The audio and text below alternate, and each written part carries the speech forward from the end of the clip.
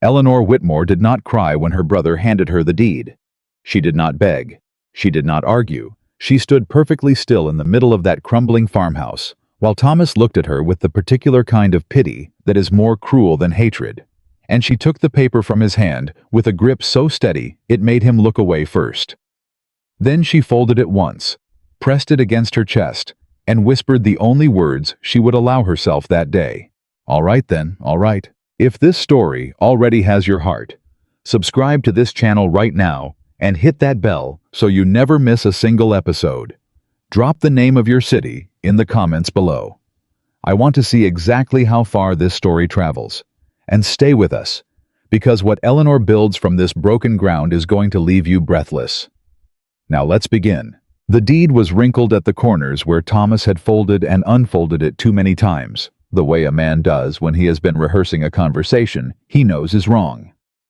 Eleanor noticed that detail the moment he set it on the dining table between them. She noticed everything. She always had. It was the particular skill of a woman who had spent her entire life being looked past. You learned to read the small things because nobody ever handed you the large ones directly. Thomas cleared his throat. He straightened his vest. He looked at a point somewhere above her left shoulder, which was what he always did when he could not meet her eyes. "It belonged to the Harker family," he said. 60 acres, eastern edge of the county. Good soil underneath all the overgrowth, I'm told. The house needs work, but it stands." Eleanor looked at the deed. Then she looked at her brother. "You told me you were bringing me here to discuss options," she said. Her voice was level. She had learned to keep it level. "This is an option. This is a decision you already made." Thomas pulled at his collar. "Eleanor, I turned down Robert Ames last week," she said. "Is that what this is about?" The silence that followed told her everything. Thomas's wife, Catherine, was seated at the far end of the table, her hands folded in her lap, her eyes fixed on the embroidery frame she was not using. Catherine had been embroidering nothing for 20 minutes. Eleanor had noticed that too. "Robert Ames is a good man," Thomas said. "He has a house. He has income. He was willing—" "He called me a heifer." Eleanor said it plainly, without heat, the way you state a fact about weather. "He said it to Franklin Webb at the hardware store, and Franklin's wife told half the women in town before Sunday services. He said he was willing to overlook my—" She paused, just for a breath. "My condition, if the dowry was substantial enough. So I sent him a note declining. And that is why I am sitting in your dining room looking at a deed for land nobody wants." "That is not why," Thomas said, but his ears had gone red. "Thomas." Her voice did not waver. "Look at me." He did finally. He was 41 years old, her brother, and he was a man who had always believed his good intentions counted for more than his actions. He genuinely thought, Eleanor understood, that he was helping her. That was almost the worst part of it. "You cannot stay here indefinitely," he said. "Catherine and I have discussed it. The children are growing. We need the room. And you?" He stopped. "And I what?" she asked quietly. "You are not getting any younger," he said. "And you have—" Another stop, another search for words that would sound kind. "You have let yourself go, Eleanor. Since Mama passed. I worry about you. I do. And a farm, land of your own, gives you something to do. Something to focus on. It gives you purpose," Eleanor said. "Yes." "You are giving me a ruined farm so that I have something to do," she said. "Because you believe I am too fat and too old and too unmarriageable to be anything other than a problem that needs to be managed." Catherine made a small sound into her embroidery. Thomas's face went through several transformations. Guilt came first, then a flash of defensiveness. Then something that settled into the fixed expression of a man who has decided that what he is doing is, ultimately, for the best. "I am giving you property," he said. "Most women in your situation would be grateful." Eleanor looked at him for a long moment. Then she reached out and picked up the deed. She folded it once, neat and deliberate. She pressed it against the front of her dress, above her heart, just for a second. Then she tucked it into her coat pocket and pushed back her chair. "I need to arrange transport," she said. "How soon do you need me gone?" She did not wait to see his expression change. The farm was worse than Thomas had described, which surprised Eleanor not at all. She arrived on a Thursday in late June, on the back of a borrowed wagon driven by a taciturn man named Orville, who said exactly 4 words to her during the entire 2-hour journey and seemed to consider that generous. The road to the Harker property, her property, she made herself think it that way immediately, was rutted and grown over at the edges, and the last half-mile was barely a road at all, more a memory of one. When the wagon crested the final rise and she saw it for the first time, Orville let out a breath through his nose that was not quite a laugh and not quite a sigh, but was definitely an opinion. Eleanor climbed down before he could offer to help. She stood in front of the farmhouse and she looked at it. The porch sagged on one side where a support had given way, tipping the whole front of the house at an angle that made it look apologetic. 3 of the 4 front windows were intact, which was better than she had expected. The front door hung slightly open, which was worse, because it meant animals had likely gotten in over the years and made themselves comfortable. The paint was peeled down to bare gray wood in most places. The chimney had lost some stones from the upper portion. A previous attempt at a kitchen garden along the south wall had long since gone to weeds and thistle. Behind the house, she could see the barn, which leaned. Not collapsed. Leaned, the way an old man leans on a fence, tired but still standing.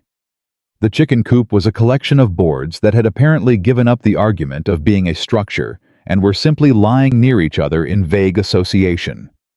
The fence lines that marked the property edges had gaps every 30 or 40 yards where posts had rotted and rails had fallen. 60 acres of all of it. 60 acres of grass gone wild, of fields gone fallow, of a decade's worth of indifference pressing down on every board and stone and fence post. Orville set her trunk and her 2 crates down in the dirt beside the wagon without comment. "You'll be all right then," he said, which was his longest sentence of the day, and she understood it was not a question.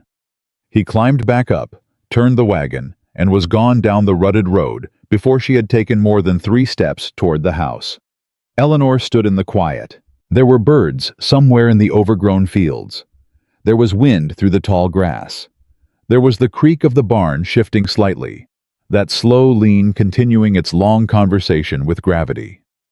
There was the smell of sun on dry earth and old wood and something green and alive underneath all the neglect. She put her hands on her hips. She was wearing her second-best dress because her best one was packed, and she was already too warm in it, and her feet hurt from the wagon bench, and she had not eaten since before dawn because Orville had not stopped and she had not asked him to.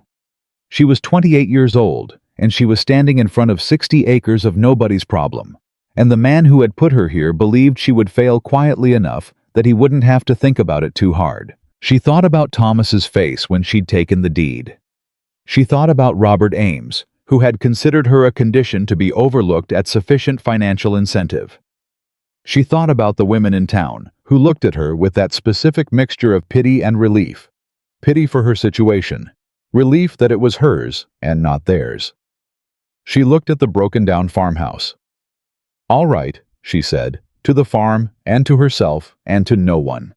"Let's see what you've got." She picked up one of the crates and carried it toward the door. The inside of the house was dim and smelled of dust and mouse and old wood and something faintly floral that she couldn't identify. Some long-dried bunch of herbs hung in a kitchen. She couldn't see yet, perhaps, left behind by the last woman who had lived here and thought it would always smell like home. The front room had a fireplace, a floor with 2 boards that needed replacing, and a window with a view of the south field that was genuinely beautiful in the late afternoon light. The kitchen behind it was small but functional, the old cast-iron stove intact, the pump at the sink requiring work, but not miracle. There were 2 rooms beyond, one with a rusted bed frame, one with nothing but a bird's nest in the corner and a cracked plaster wall. Eleanor walked through all of it slowly. She touched the walls. She tested the floors with her weight. She worked the pump until it gave a grudging cough of water that was brown at first, and then, eventually, clear. She opened every window that would open. She stood at the back door and looked at the barn and the fields and the broken chicken coop and the fence lines with their gaps. She pulled Thomas's deed from her pocket and unfolded it. 60 acres. Her name, Eleanor Marie Whitmore. She had gone to school with a girl named Alice Pearson, who used to draw horses in the margins of her arithmetic book. Beautiful horses with flowing manes and careful hooves. And when the teacher caught her, she always said she was practicing for when she had a ranch of her own. And everyone always laughed because what girl was going to have a ranch of her own? And Alice had laughed too, but she never stopped drawing the horses. Eleanor had never drawn horses. She had been practical, always.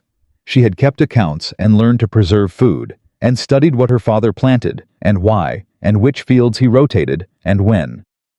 She had done those things quietly, without announcement, because there had never seemed to be any particular use in announcing them. There was a use now. She folded the deed again, put it back in her pocket, and went to bring in the rest of her things before the light failed. The first person to speak to her in Willow Creek. After the transaction at the general store where she purchased lamp oil and flour and salt pork, and a new handle for the broken pump, conducted entirely in the polite minimum of words, was a woman named Ida Marsh, who ran the post office from a desk at the back of her husband's harness shop. Ida was perhaps 60, with the direct gaze of a woman who has seen enough foolishness that she no longer had any interest in pretending otherwise. "You're the Whitmore girl," Ida said, when Eleanor collected the single piece of mail that had been forwarded from Thomas's address. A bill, naturally. Thomas Whitmore's sister. "I am," Eleanor said. "Took the Harker place," Ida said. It was not a question. "I did." Ida looked at her for a moment with those direct eyes. "You know what that land is?" she said. "I have a fairly detailed understanding, yes," Eleanor said. Something shifted in Ida's expression. Not quite a smile, more like a recalibration. "Come see me if you need anything," she said. "I know most everyone in the county." It was the first uncomplicated kindness anyone had offered her in Willow Creek, and Eleanor felt it land somewhere in her chest like something warm. "Thank you," she said. "I will." The first weeks were the education of her body. Eleanor had grown up in a house with a kitchen garden and a small orchard, and she was not ignorant of physical work, but the farm demanded a different scale of it entirely. Her hands blistered and then hardened.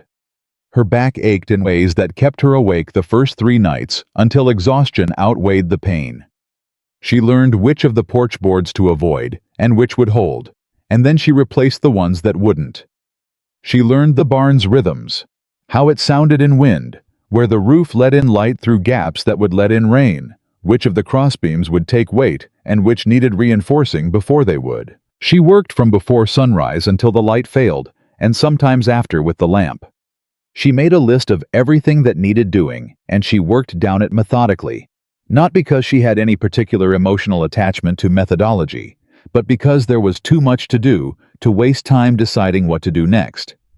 Patch the porch, replace the pump handle, clear the kitchen garden, repair the chicken coop, address the worst of the barn's lean, begin turning the south field. She found, in the 3rd week, that someone had been watching. She was on the south side of the barn, reinforcing a support beam that had been half-rotted at the base, when she heard hoofbeats on the road and looked up to find a man on a gray horse stopped at the gap in her fence line that she had not yet repaired. He was perhaps 35, weathered in the particular way of men who spend their lives outdoors, with a hat that had seen considerable use and the posture of someone who rode more comfortably than he walked. He was looking at the barn with the expression of a man doing calculations.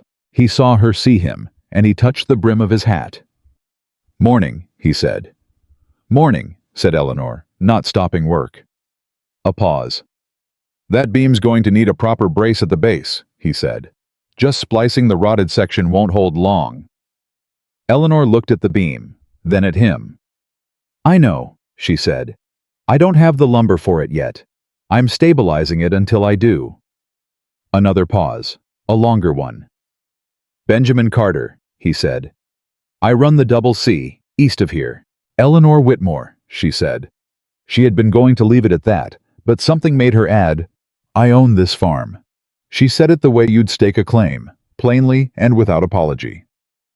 "I know," he said, and there was nothing in his voice but acknowledgement. No amusement, no condescension, just the flat recognition of a fact. I've watched you working this property for 3 weeks. Have you? You've done more with it in 3 weeks than the Harker family did in the last 3 years they owned it, he said. Eleanor set down her mallet and straightened up and looked at him directly. He had honest eyes, she noticed. The kind that looked at what was actually there, rather than at some version of it they'd decided on beforehand.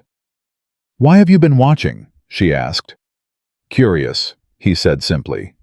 "Everybody in town said you'd be gone before July. I wanted to see if they were right." "And?" He looked into the barn. At the repaired porch visible from where he sat. At the kitchen garden, cleared now and beginning to show the first green of planted rows. At her, not the way most men looked at her, with that particular sliding away gaze that took in her heavy frame and then found somewhere else to be, but straight on, the way he'd look at any person he was taking the measure of. "They were wrong," he said. He touched his hat again, turned the gray horse, and rode back toward the road. Eleanor looked after him for a moment. Then she picked up her mallet and went back to work. He came back 4 days later, unannounced and without apparent agenda, and simply asked if she needed a hand with the fence line. She looked at him for a moment, assessing, and then said she reckoned she could use one, and pointed him at the section nearest the road while she worked the back corner. They worked most of the morning without talking much, which suited Eleanor. She had learned that men who felt the need to fill silence usually did so because they were uncomfortable with what the silence might reveal, and Benjamin Carter worked quietly and competently, which told her more about him than a conversation would have. When they stopped at midday, and Eleanor produced biscuits and cold coffee from a cloth sack she'd brought out from the house, he accepted both without comment and sat on a fence rail and looked out at the south field. "What are you planting?" he asked. "Corn in the south field. Kitchen gardens already in. Beans, squash, tomatoes, greens. I want to try wheat in the western acreage, but the soil needs working first." She paused. "The eastern section, along the creek. I'm thinking I leave that in grass this year and put cattle on it next spring." He was quiet for a moment. "You've thought this through?" "I had time," she said. "On the wagon coming out. And the first few nights before I was tired enough to sleep." "Who taught you farming?" he asked. "My father," she said. "Mostly by watching him. He didn't so much teach as do things, and I paid attention." "Your father's gone." 3 years. She looked at the field. "My mother 2 years ago. After that?" She stopped, then started again. "After that it was Thomas's house, and Thomas's opinions about what I should do with myself." She said it without bitterness, which she was aware was its own kind of statement. Benjamin drank his cold coffee. "For what it's worth," he said, "the land is good. Underneath all of this." He gestured at the general state of the place. "The Harker family let it go to waste, but the soil's still there. This could be a real farm." "It is a real farm," Eleanor said. He looked at her. Something in his expression shifted in a way she couldn't quite read. "Yes," he said. "I suppose it is." The day Charles Harrington came to her property was a Tuesday, 6 weeks after she'd arrived, and she knew who he was before he introduced himself, because Ida Marsh had told her about him with the particular precision of a woman who has strong opinions and considers it a civic duty to share them. Charles Harrington owned 3,000 acres in the eastern part of the county. He was 52, twice widowed, and had a way of surveying everything he looked at as though calculating what it might be worth to him.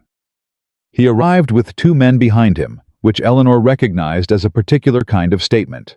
Not that he needed help, but that he wanted witnesses to how easy this conversation would be. He looked at her farm the way Thomas had looked at it when he handed her the deed, with the expectation of ruin, and found it somewhat less ruined than he'd anticipated, which produced a small shift in his expression that he didn't quite manage to conceal.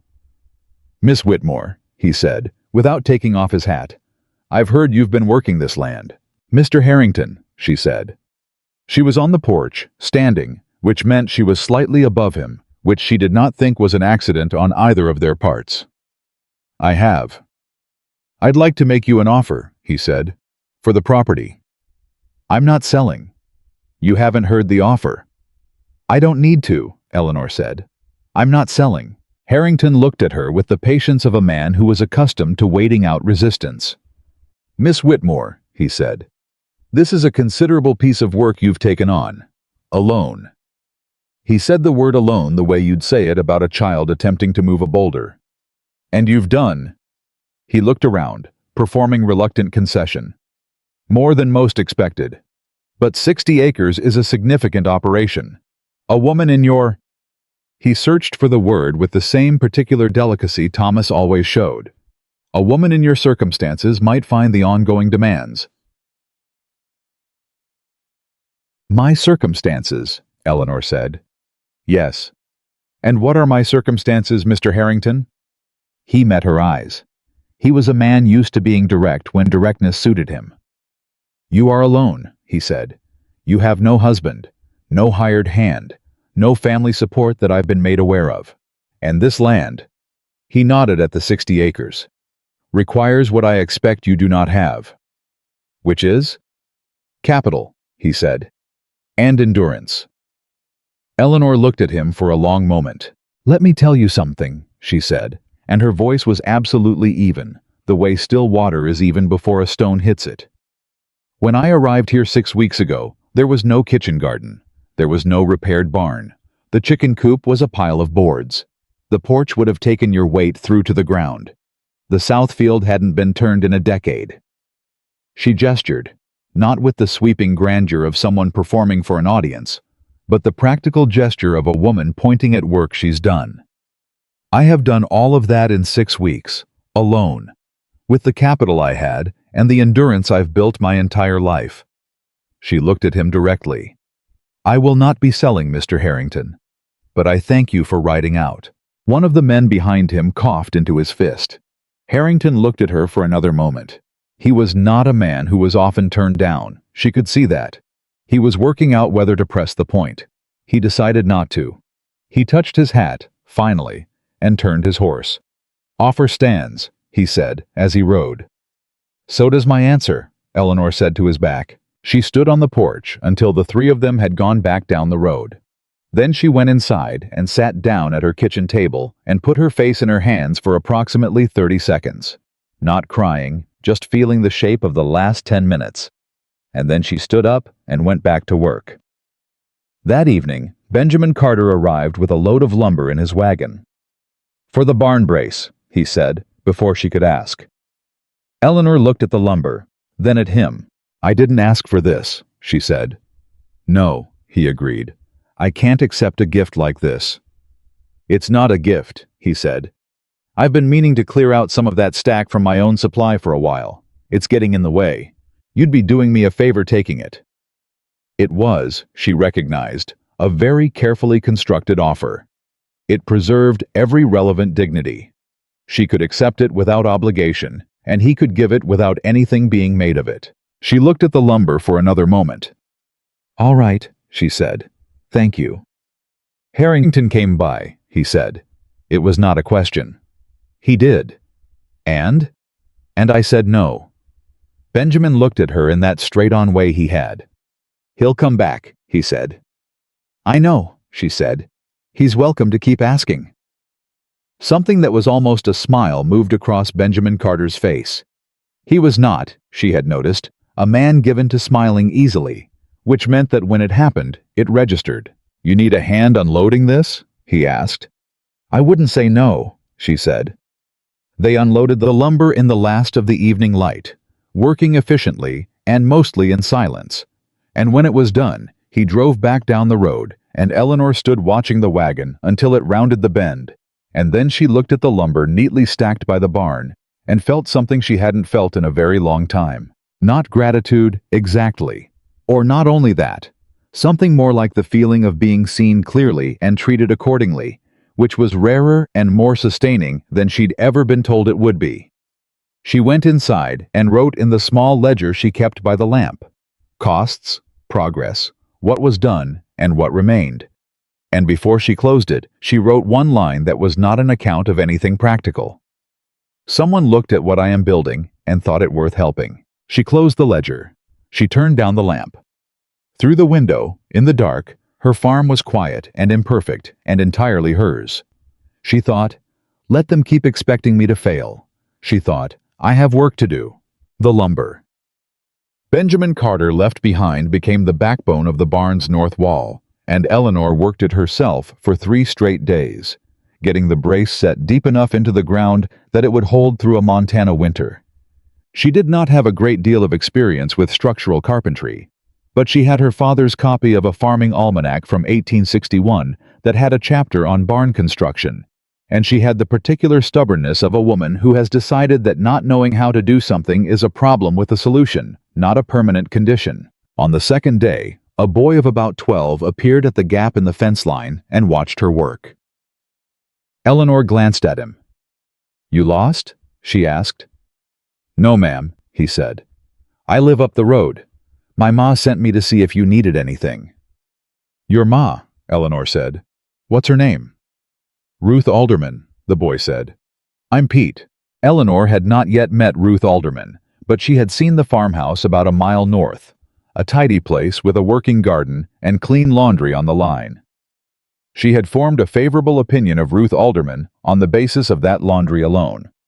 There was a particular competence communicated by how a woman hung her sheets. "Tell your mother thank you," Eleanor said, "and tell her I'm managing fine, but if she ever wants to trade preserves, I'll have a good tomato crop in August." Pete looked at the barn. "You're doing that yourself?" he said, with the frank amazement of a child who has not yet learned to disguise his opinions.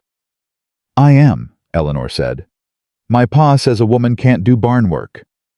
"Your pa," Eleanor said pleasantly, "is welcome to come see how wrong he is."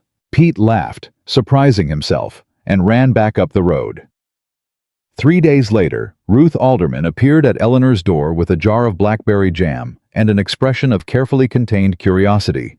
And by the end of that visit, Eleanor had her first friend in Willow Creek. Ruth was 44, practical, and sharp as a new blade, with the warm directness of a woman who had decided long ago that life was too short for circling around things. She sat at Eleanor's kitchen table and drank coffee and looked around the cleaned and partially repaired interior of the farmhouse and did not say anything about what she must have expected to see before she walked in. "The whole town's got opinions about you," Ruth said. "I know," Eleanor said. "Most of them are wrong. I know that too." Ruth looked at her. "Thomas Whitmore's my husband's second cousin," she said. "I want you to know I think what he did was shameful, handing you that land like it was doing you a favor." Eleanor was quiet for a moment. "He believed it," she said finally. "That's the particular thing about Thomas. He never does anything he doesn't believe is right. He just has a very limited imagination about what right looks like." Ruth considered this. "That's a generous read," she said. "I spent a lot of miles on that wagon working up to it," Eleanor said. Ruth laughed, a real laugh, unpretentious and sudden. And Eleanor found herself laughing too, and that was how the friendship began, the way the best ones do, with the surprise of genuine recognition. By the end of July, the south field was fully turned and planted. By mid-August, the kitchen garden was producing more than Eleanor could eat, and she began setting aside the surplus. Carefully, methodically, preserving and drying and canning with the precision of someone who understood that abundance in summer is the margin between comfort and hardship in winter. The chicken coop, rebuilt now from actual lumber rather than wishful thinking, had 12 hens.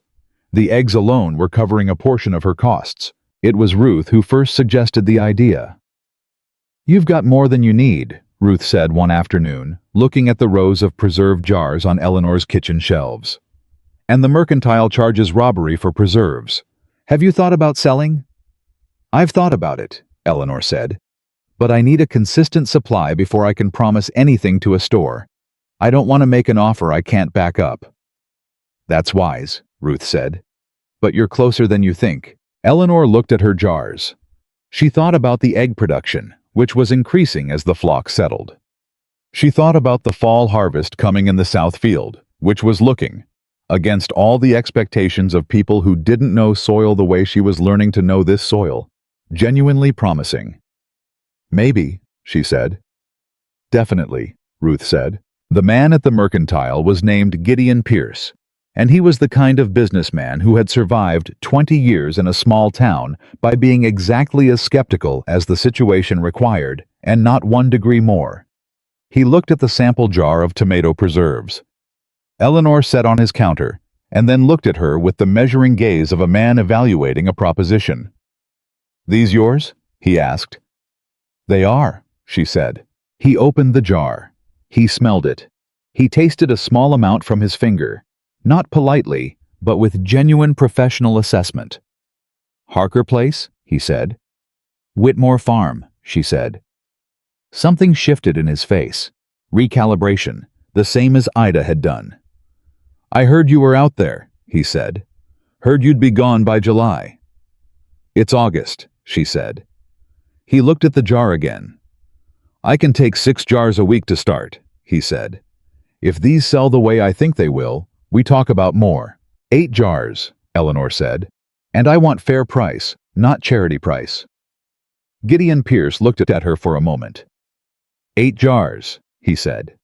"Fair price." She walked out of the mercantile with a handshake agreement and a figure in her head that, when she worked it against her costs that evening in the ledger, gave her the first number that looked not like survival, but like a beginning. She allowed herself 30 seconds of sitting at the kitchen table, with her hands flat on the surface, feeling the solidity of it. Then she opened the ledger and started planning the fall planting. The gossip about her, she knew, had not stopped. Ruth kept her informed, not out of cruelty, but out of the pragmatic friendship of a woman who believed you were better equipped to handle what you knew about. Margaret Harrington, Charles Harrington's daughter-in-law, had apparently told several women at the dressmakers that the Whitmore woman was making a spectacle of herself, and that the farm would be back on the market before spring. The pastor's wife had expressed concern, the particular performative concern of a woman who enjoys having things to be concerned about, that a woman alone on 60 acres was not a proper situation, and someone ought to look into it. Thomas had heard about the mercantile arrangement, according to Ida Marsh, and had expressed surprise, just that, surprise, not pride, not pleasure. Surprise, as though Eleanor had done something mildly unexpected, like a decorative figurine getting up and walking across a shelf. Eleanor recorded this information in her head and felt it fuel something quiet and steady in her chest, the way a good fire catches and holds. And then Benjamin Carter came back. He came on a Wednesday in the first week of September, and this time he was not carrying lumber or offering a convenient excuse. He simply rode up to the farm, tied his horse at the fence post Eleanor had replaced in the first week, and walked up to where she was working in the kitchen garden, and said, "There's a county harvest fair in 3 weeks. They have a produce competition and a preserves competition. Ida Marsh won the preserves last 4 years running, and she's insufferable about it." Eleanor sat back on her heels and looked up at him. "Is that so?" she said. "I've tasted Ida's preserves," he said. "And I've tasted yours." He paused. "You should enter." "I've been here 4 months," Eleanor said. "I'd be stepping into someone else's territory." "You'd be entering a fair competition," Benjamin said, "which is what the competition is for." Eleanor pulled a weed she'd been about to get to anyway and thought about it. "Why do you care?" she asked. Howe was quiet for a moment. It was the particular quiet of a man choosing his words because he means them rather than because he's performing thoughtfulness. "Because you have worked this land harder than I've seen anyone work a farm in 10 years, he said. "And every person in this county who thought you'd fail quietly is going to have to sit in a fairground and look at what you've done. And I think you should let them." Eleanor looked at her garden, at the heavy tomatoes still on the vine, at the beans she was harvesting in quantities that had surprised even her, at the rows of squash that were going to come in better than she'd planned. "You just want Ida Marsh to lose," she said. Something that was definitely a smile this time moved across Benjamin Carter's face. "That," he said, "is also true." She entered the fair. The morning of the harvest fair was the first time Eleanor Whitmore walked into a large gathering of Willow Creek residents since her arrival at the farm, and she was under no illusions about what that meant. She had been abstract to most of them. A story people told, a situation they had opinions about, a name that appeared in the kind of conversations women have at the dressmakers and men have at the feed store. Walking into the fairground on a September morning, with 2 jars of preserves under her arm and a basket of produce, She became a specific person in front of a lot of people who had decided what kind of specific person she was before they ever saw her. She felt it. She was not a woman who had ever learned to be insensible to a room's opinion, but she had learned over the course of the last 4 months to feel it and keep walking anyway. Ruth was beside her, which helped. "Head up," Ruth said quietly. "Walk like you own it." "I don't own the fairground," Eleanor said. "Walk like you own the farm then," Ruth said. "You actually do own that." Eleanor squared her shoulders and kept walking. She registered her entries. She set her jars of preserves on the table with the others and looked at Ida Marsh's 4 contributions, which were beautifully presented and smelled excellent. Ida herself was at the far end of the table talking to the pastor's wife, and she looked over when Eleanor set her entries down and gave a nod that was entirely neutral and could have been interpreted as anything. Eleanor nodded back. At the produce table, she arranged her tomatoes and her squash and her beans and a display of the dried herbs she'd been growing along the south wall of the farmhouse, and she stepped back and looked at it, and she thought, "It's good. It's genuinely good." Not from pride, but from the honest assessment of someone who had been looking at produce her entire life and knew the difference between what the soil gives when it's cared for and what it gives when it isn't. She won the preserves competition. She didn't find out until 2 hours later, when the judging was announced and her name was read out, and she was standing with Ruth near the edge of the crowd, and Ruth grabbed her arm so hard it left a mark. The room did something interesting when the announcement was made. There was applause, genuine applause, from people who had tasted the preserves blind and were simply acknowledging what they'd tasted. And then there was a specific sub-register of reaction that Eleanor caught in the faces of the people she'd been watching. The adjustment, the recalibration, the look of something previously decided being quietly revised. Ida Marsh found her in the crowd afterward. Eleanor held her breath slightly. "Well," Ida said. She looked at Eleanor with those direct eyes, and for a moment, Eleanor couldn't read her at all. Then Ida held out her hand. "Fair's fair," she said. "Those tomato preserves were something exceptional. What did you do with the acidity?" "Added a small amount of apple," Eleanor said cautiously. Ida's eyes sharpened with genuine interest. "Now that's clever," she said. "Come see me next week. I want to talk technique." Eleanor shook her hand. On her way back across the fairground, she passed a knot of men near the livestock pens, and she heard her name. Not quietly, because some men do not lower their voices when they are making pronouncements they consider reasonable. From a man she didn't know who was talking to 2 she recognized, one of them being Robert Ames. "The Whitmore woman," the man was saying. "Good for her, I suppose, but the fair was one thing. You wait till winter. 60 acres alone." A particular emphasis on alone. "She won't see spring without selling." Robert Ames said something she couldn't hear. The other man laughed. "Besides," the first man said, "Thomas told me himself she doesn't know the first thing about—" Eleanor kept walking. She did not slow her pace. She did not look over. She kept her chin level, and she walked past, and she felt the words land on her back like something thrown, and she let them, because stopping to fight every thrown thing was a waste of energy she could not afford. What she did instead was go home and write in her ledger. She wrote, "Winter preparation. Must be complete by November. Firewood. Feed stores. Structural checks on barn before first freeze." She wrote, "Will not sell. Will not fail. Will not stop." Then she closed the ledger and slept better than she had in weeks. It was Ida Marsh who told her about James Whitmore. Not Thomas. James, their father's youngest brother, who Eleanor had not seen since she was 14 years old, and who had left the family under circumstances that had always been discussed in the lowered voices reserved for serious things. She knew he had gone west. She knew there had been something about money, or a woman, or both.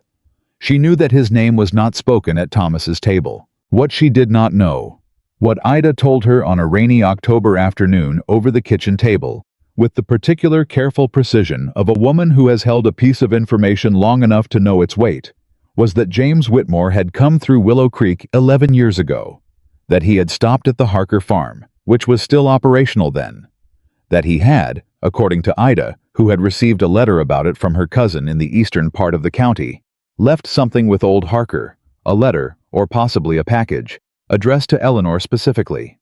To Eleanor Marie Whitmore, by name. Eleanor stared at her. "Why are you telling me this now?" she said. "Because I only just put it together," Ida said, with the directness of a woman who did not find her own delays embarrassing, only factual. "When I heard your name that first day you came in for mail, I knew I'd heard it somewhere. It took me 2 months to remember where, and another month to find my cousin's letter. I am not," she added, "as young as I was." "Harker," Eleanor said. The family that owned my farm." "Yes," Ida said.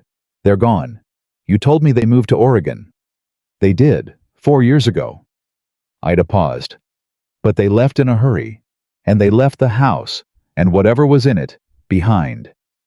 Eleanor was already standing up. She went through the farmhouse the way she had never thought to go through it. Not as a practical woman assessing structural integrity, but as someone looking for something. She went through the kitchen, through the back rooms, through the lean-to at the east side she'd been using as a cold storage area. She went through every shelf and corner and loose board. She found it behind a panel in the lean-to that she had thought was simply a storage niche. A flat tin box, sealed with a rusted clasp, with her name written on the top in handwriting she did not recognize. She sat down on the cold dirt floor of the lean-to with the box in her hands, and she did not open it for a full 2 minutes. Then she opened it. There were 2 things inside, a letter and a smaller envelope. The letter was addressed to her in that same handwriting. She read it twice through without stopping, because her eyes wanted to rush ahead, and she made herself slow down, because she understood that whatever was in this letter had been sitting here for 11 years, waiting for her. James Whitmore. Uncle James, who she remembered as a tall man with her father's eyes and a laugh that came easily, had known, 11 years ago, that the family's finances were in worse condition than anyone admitted. He had not been the cause of the trouble, as the family story implied. He had tried to stop it, and failed, and left rather than watch it unfold. He had left the letter with Harker because he didn't know where Eleanor would end up, but he knew the family connection to that land, and thought eventually someone might find their way here. The smaller envelope contained a promissory note and a deed transfer document. Old, carefully preserved. For 20 acres of land in the eastern section of Willow Creek County. 20 acres that were, according to the document, hers by right of a bequest from her grandmother that Thomas had either not known about or had chosen not to mention. 20 acres that she was currently farming as part of her 60-acre property, because they were contiguous, because nobody had told her they were separately deeded, because nobody had expected her to be here at all. Eleanor sat on the cold floor of the lean-to with the documents in her hands, and she felt something move through her that was not triumph or anger, though both of those were present. What she felt, underneath everything, was a kind of profound and particular grief, for her father, who had not known, for her mother, who had worried in silence, for the years in Thomas's house. And then the grief moved through her and left something harder and cleaner behind it. She got up. She washed her face at the pump. She put on her second-best coat. She drove the wagon into Willow Creek, and she went to find Ida Marsh.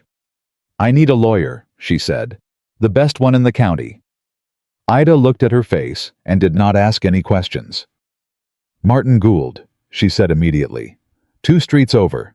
Tell him I sent you." Martin Gould was 60, meticulous, and had the professional impassivity of a man who had heard a great many things in his office and had learned that his own reactions were rarely helpful. He read the documents Eleanor put in front of him with a care that felt like respect for the paper itself. When he was done, he looked up. "These are valid," he said. "I know," Eleanor said. "The bequest was registered in this county in 1862, your grandmother's estate." He looked at the documents again. "It's possible your brother was unaware." "It's possible," Eleanor said. Something in her tone made him pause. He looked at her the way a man looks when he is revising an assessment and is honest enough to admit it. "It is also possible," he said carefully, "that he was not." "Yes," Eleanor said, "it is." "You have options," he said. I can help you formalize your claim to the 20 acres, which are already within your current holding, and simply require the paperwork to be properly registered in your name. That's straightforward. If you wish to pursue the question of whether this information was withheld deliberately, that is a different conversation. Eleanor looked at the documents on his desk. She thought about Thomas, about his voice when he'd handed her the deed, about the way he'd said, "You have let yourself go, Eleanor," as though he were diagnosing something rather than diminishing it. She thought about his expression when she'd taken the paper, the relief she'd seen there, which she'd understood perfectly at the time, and had chosen to understand only as inadequacy, not malice. She wasn't certain, even now, which it had been. "Formalize the claim," she said. "That's all I want right now." Martin Gould nodded once, precise and respectful. "I'll have the paperwork ready by the end of the week," he said. She walked out of his office into the October air and stood on the street for a moment. Across the way, at the feed store, she could see two men she recognized. Neighbors, not hostile, not friendly, simply present in the general ecosystem of the town. One of them noticed her and nodded. She nodded back. She thought, 20 acres are already mine. She thought, they have always been mine. She walked back to her wagon and drove home to her farm. The news about the documents traveled, because in a town of this size everything traveled, and it reached Thomas before Eleanor chose to tell him herself, which she had known it would. He arrived on a Friday morning, unannounced, in his good coat, driving his own buggy, which meant he'd thought about how this looked. Thomas always thought about how things looked. Eleanor was in the kitchen garden, pulling the last of the fall squash, when she heard the buggy. She stood up, brushed the dirt from her hands, and waited. Thomas climbed down. He looked at the farm, the barn, the repaired house, the garden, the evidence of 4 months of relentless work. And his face did something complicated that he didn't quite manage to resolve before he got close enough for her to see it. "Eleanor," he said. "Thomas," she said. He looked at her hands, which were dirty. He looked at her dress, which was a work dress and not her second best. He looked at all of it with the expression of a man who has arrived to have a conversation. He rehearsed and found the situation somewhat different from what he rehearsed it for. "I heard about the documents," he said. "I thought you might have," she said. "I want you to understand," he started. "Did you know?" she asked. Her voice was level, the same levelness she had maintained in his dining room 4 months ago. "About the bequest. Did you know it existed?" Thomas was quiet. That quiet told her. It was not a long quiet, and when he spoke, he filled it with the particular language of a man who has a great deal to say about intentions and circumstances and the complexity of financial situations that Eleanor could not have been expected to understand. And all of it was, she recognized, true in the way that partial truths are true. There had been debts. There had been a moment of decision. He had told himself she would be provided for through the marriage arrangements, and when those hadn't worked out, "You thought the farm would be enough," Eleanor said. "You thought you'd given me something, so whatever you hadn't told me about balanced out." Thomas stopped. "That's not," he began. "I'm not asking you to apologize," Eleanor said. "I'm telling you that I understand how the arithmetic worked in your head. I just want you to hear that it didn't work out the way you calculated." She gestured at the farm, the odd, working, alive gesture of a woman standing in the middle of something she built. "Because I am still here." Thomas looked at her for a long moment. She could see something moving through him. Guilt, genuine and uncomfortable, the kind that has nowhere good to go. "You've done well," he said. It cost him something to say it. "I have," she said simply. He cleared his throat. He stopped, started again. "If there's anything you need, going forward, I'd like to be useful." Eleanor looked at her brother. He was 41 years old, and he was a man of limited imagination and genuine, if imperfectly expressed, affection, and he was standing in the dirt of her farm asking to be allowed back into a story he had tried to write the ending of himself. "Come at Christmas," she said. "Bring Catherine and the children. There'll be a proper dinner." He blinked. That's, yes. Yes, we will. Good, she said. Now I have squash to finish pulling. He left. She went back to the garden. And Ruth, who had been entirely invisible in the kitchen and had definitely heard the entire conversation, appeared in the doorway with 2 cups of coffee and a look of profound respect. That, Ruth said, was magnificent. It was practical, Eleanor said, taking a cup. It was both, Ruth said. Benjamin heard about the documents from 2 different people before Eleanor told him herself, which happened the following Sunday when he came by on the pretense of checking the barn brace, which did not need checking, as they both understood. And she poured him coffee and told him the whole story plainly, because she had found that the particular quality of his listening made plain telling feel right. When she finished, he was quiet for a moment. 20 acres that were always yours, he said. Yes. And your brother? I've dealt with Thomas, she said. He looked at her. She had noticed, in the months of his company, that he looked at her with a consistency that she was not accustomed to.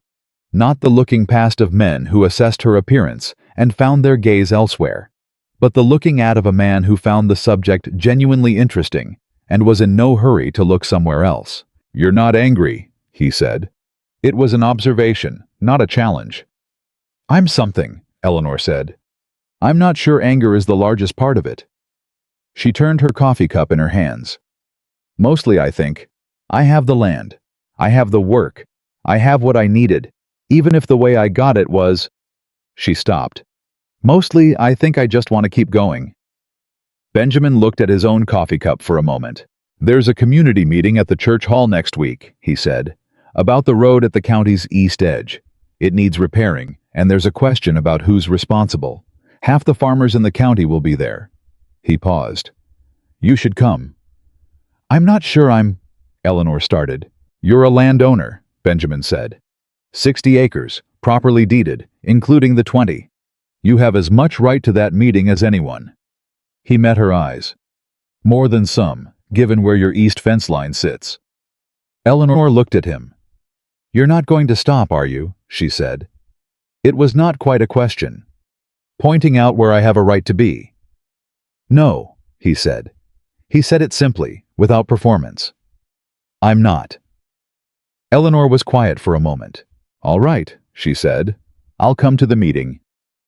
She came to the meeting. She sat in the 3rd row because the 2nd was full and she was not going to sit in the back, and she listened to 40 minutes of debate about road maintenance and county responsibility and shifting costs, and then a man named Alderton, a large landowner, prosperous and accustomed to his own opinion carrying weight, said something about the eastern road being primarily the concern of the larger properties, at which point Eleanor raised her hand, and, when Alderton looked at her with the particular expression of a man who was not expecting a hand from that direction, she stood up and said clearly, The eastern road directly borders the Whitmore farm. I've got 60 acres running along that section, and I've repaired my own fence line twice this season because of drainage from the road deteriorating. I'd like to hear what the county's position is on responsibility. There was a silence. Not a hostile silence. More the silence of a room reconfiguring. The meeting chairman, a mild, careful man named Hooper, who Eleanor had seen at the fair, looked at her with careful neutrality and said, Mrs. Whitmore. Miss Whitmore, she said, pleasantly. And I'd like an answer. Hooper gave her an answer.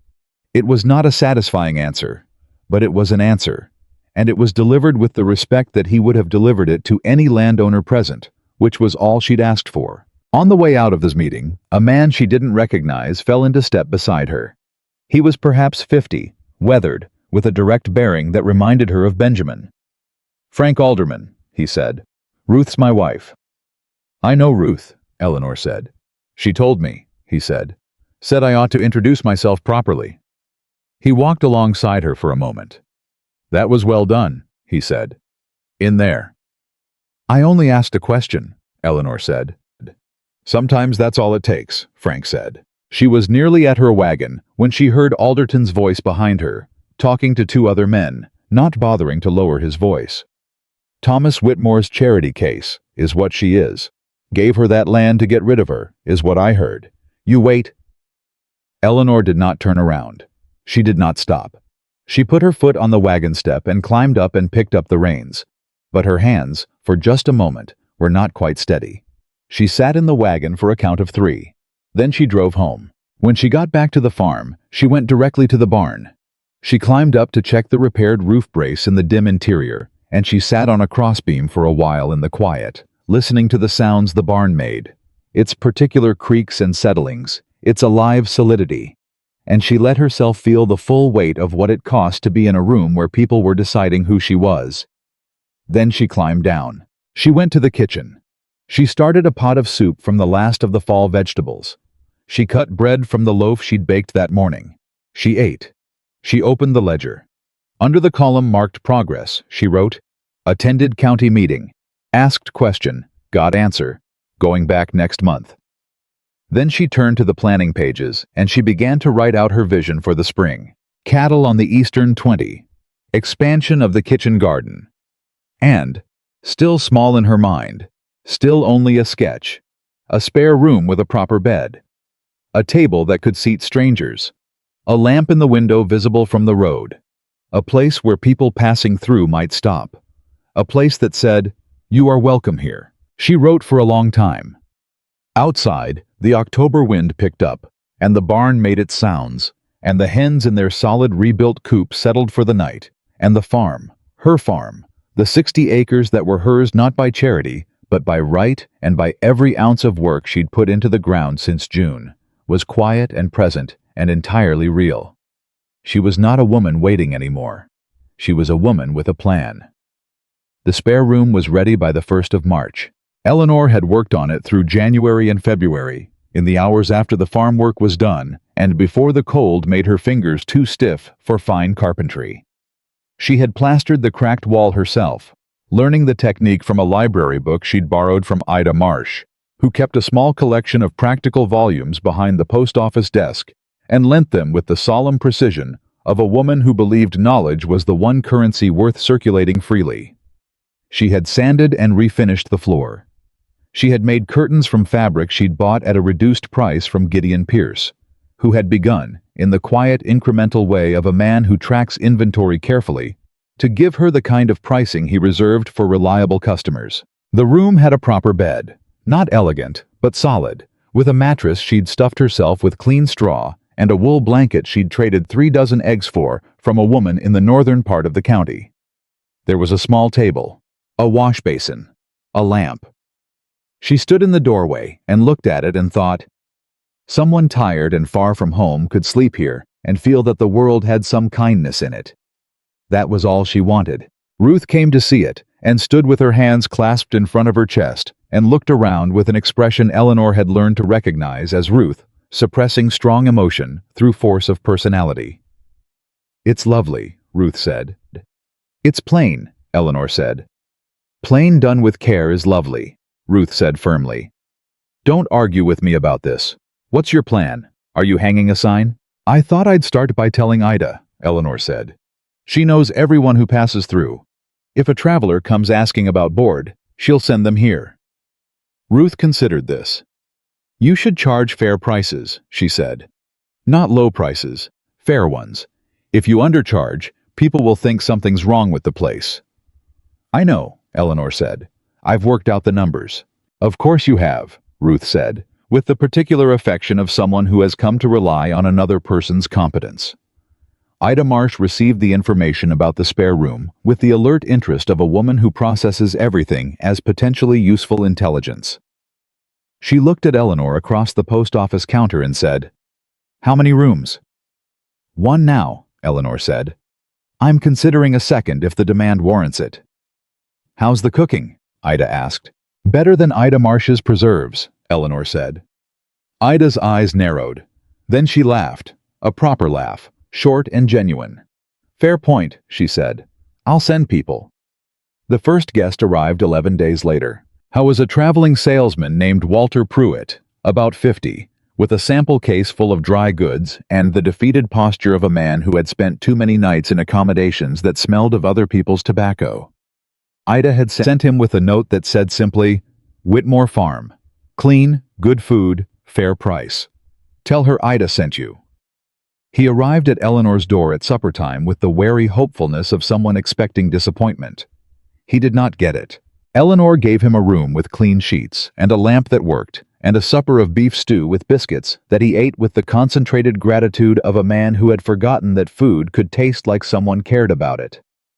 After supper, he sat at her kitchen table.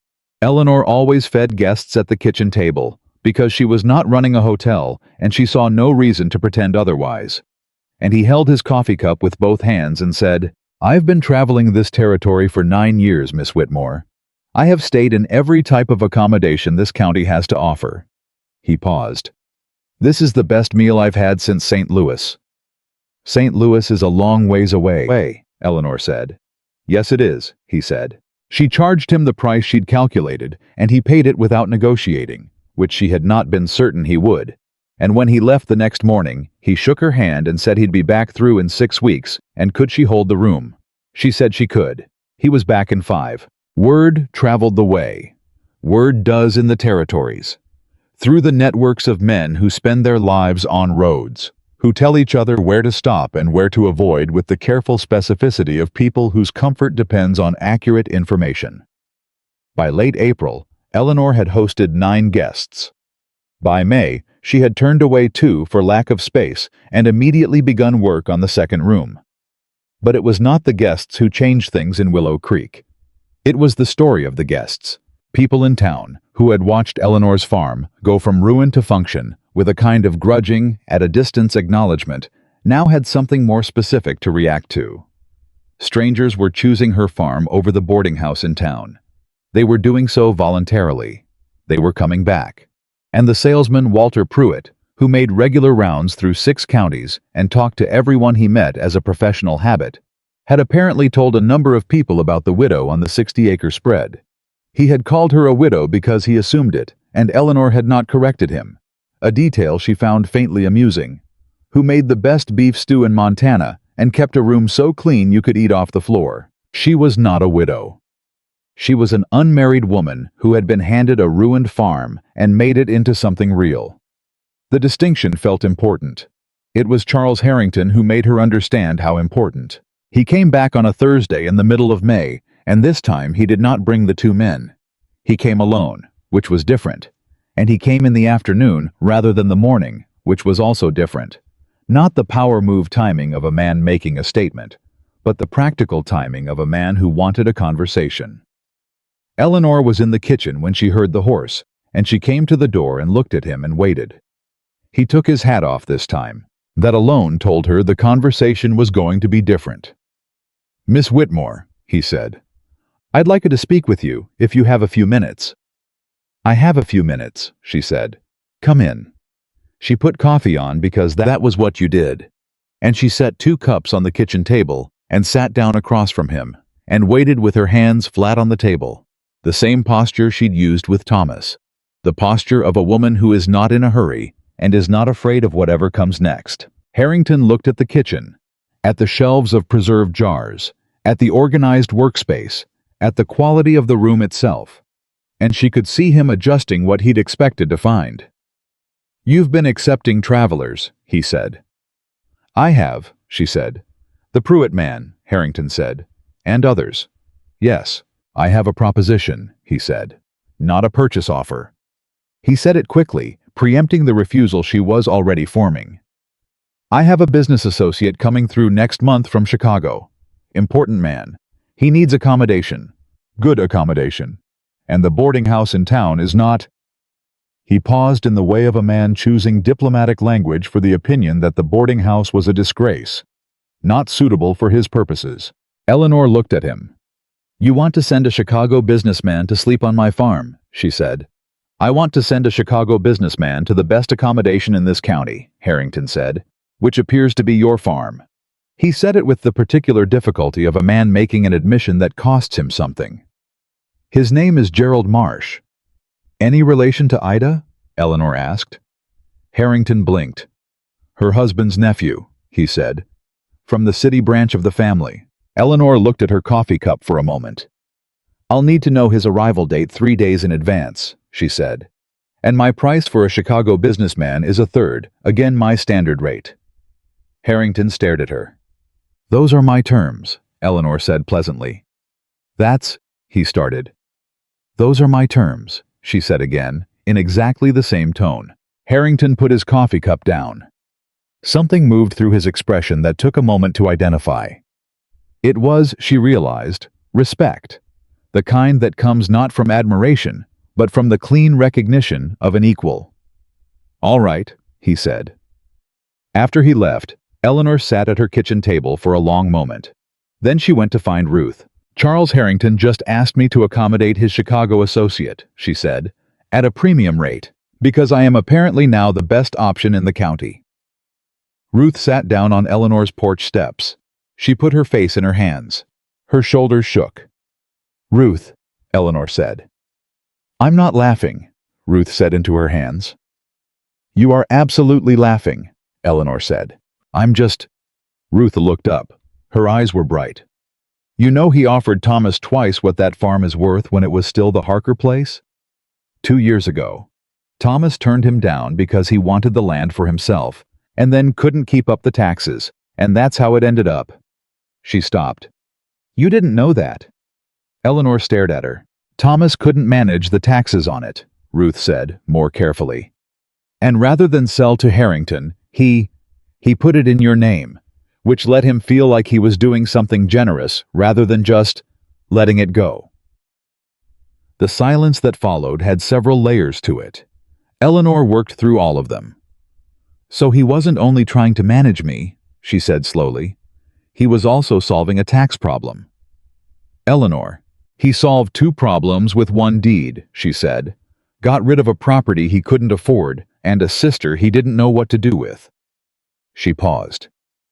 That is actually almost impressive in its efficiency." Ruth looked at her with the careful attention of someone monitoring a situation that could resolve in several very different directions. Eleanor started to laugh. It was not a light laugh. It came from somewhere deep and complicated, and it had the slightly ragged edge of something that had been held in a long time, but it was genuine, and once it started, it took a while to stop. "Eleanor," Ruth said again, now with less concern. "I'm fine," Eleanor said, not entirely accurately. "I'm fine, She shook her head. "I spent 4 months being angry at Thomas for being thoughtless. And he wasn't even being thoughtless. He was being efficient." She wiped her eyes. "I almost respect it more." "You are a very strange woman," Ruth said, with deep affection. "I know," Eleanor said. "Hand me that coffee." The Chicago businessman, Gerald Marsh, arrived in the second week of June in a rented buggy with 2 leather trunks and the slightly overwhelmed expression of a city man who has underestimated the distances involved in traveling the Montana countryside. He was 40, precise in the way of a man who deals in figures, and he stood at Eleanor's front door with the careful neutrality of someone who has been told a place is good but is reserving judgment. He gave up the neutrality by the end of the first evening. Eleanor did not modify her approach for a man from Chicago. She fed him what she fed everyone: good food, made from what she grew and raised, without apology for its plainness, and without performance of anything other than what it was. She showed him to the better of the 2 rooms. She left him a lamp with enough oil to last the evening and a pitcher of water for the wash basin, and she said good night and went to do her own work. In the morning she made eggs and coffee and fresh bread, and she set it on the kitchen table and called him when it was ready. Gerald Marsh sat down across from her and looked at the breakfast and then at her and said, "My associate told me this was the best accommodation in the county. I thought he was being polite." "And?" Eleanor said. "He was being accurate," Marsh said.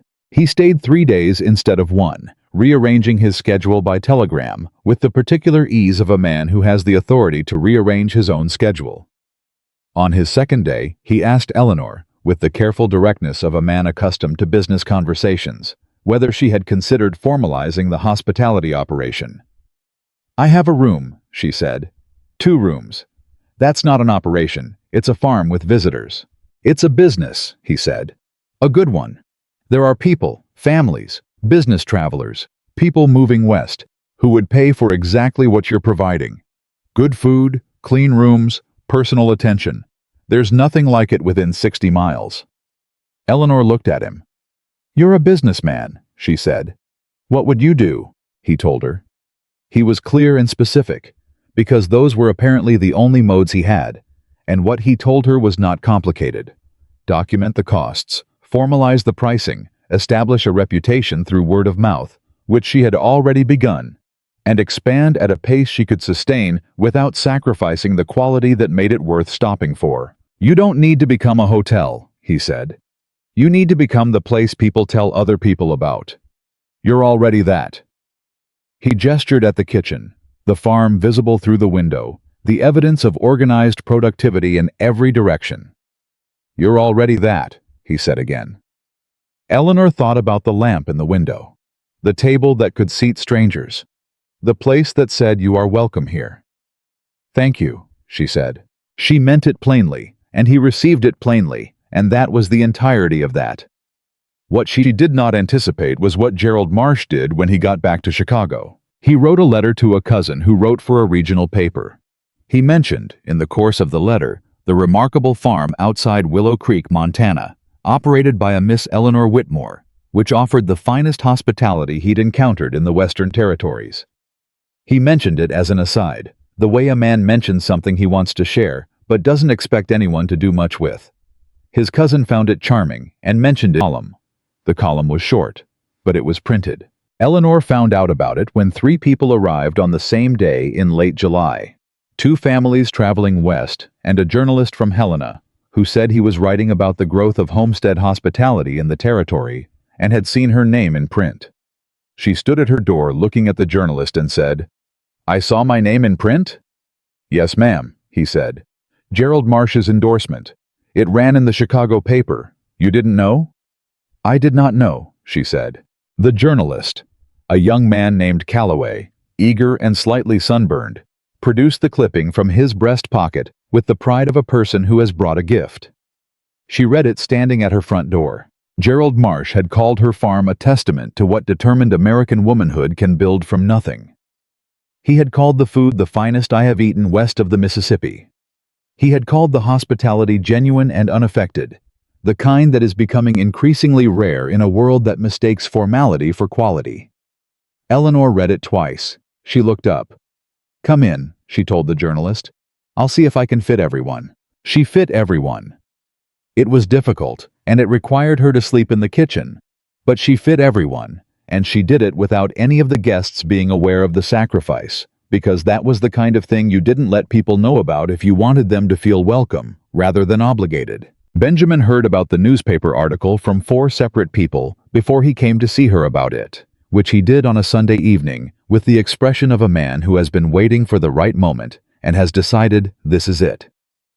Chicago paper, he said, sitting at her kitchen table.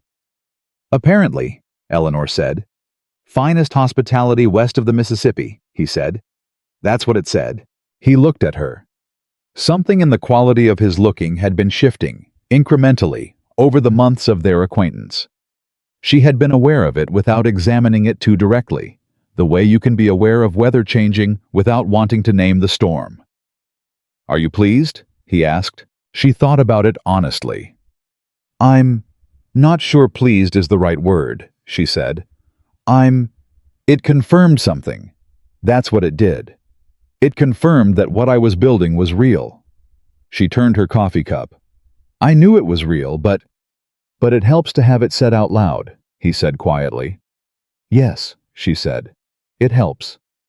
He was quiet for a moment, the kind of quiet that has a shape to it. Eleanor, he said. She looked at him.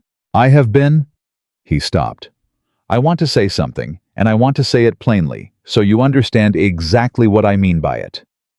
Her heart did something she did not entirely authorize. All right, she said. I have been coming to this farm since August because I find this farm worthwhile, he said.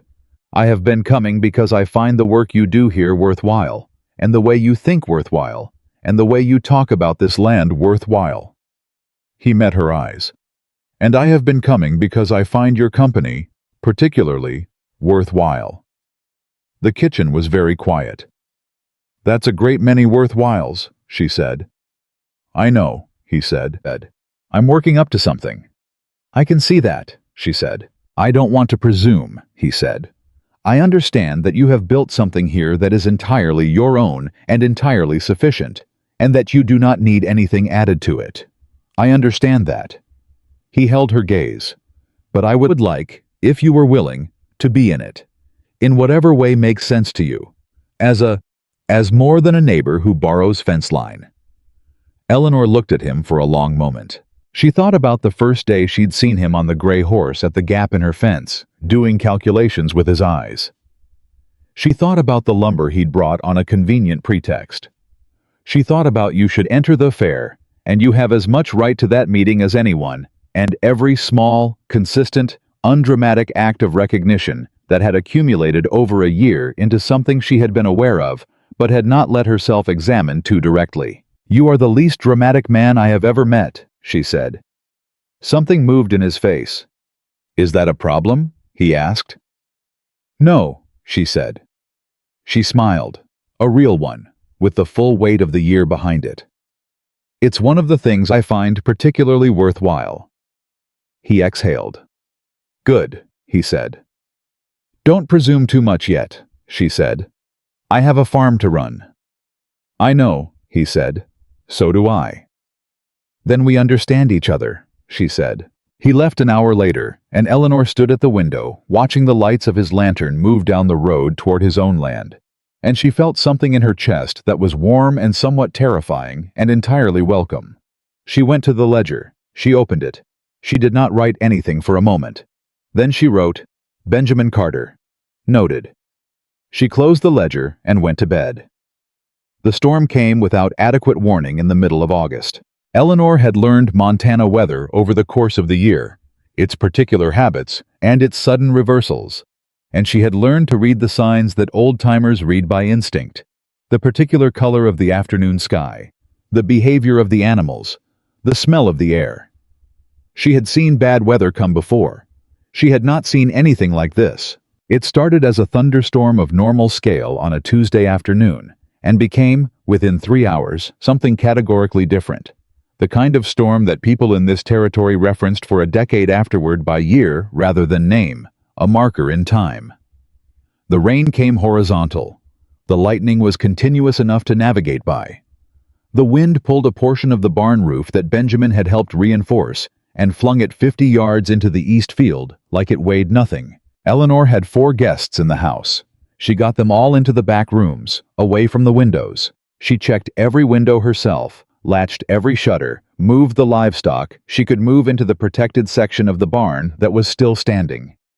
She did all of this with the systematic thoroughness of a woman who has learned that panic is a luxury, and there is always something useful to do. At the height of the storm, her front door opened. It was not the wind. Someone was knocking, and when she unlatched it, she found 2 people on her porch. A woman and a teenage girl, soaked through and white-faced, whose wagon had overturned on the road a quarter-mile from Eleanor's gate.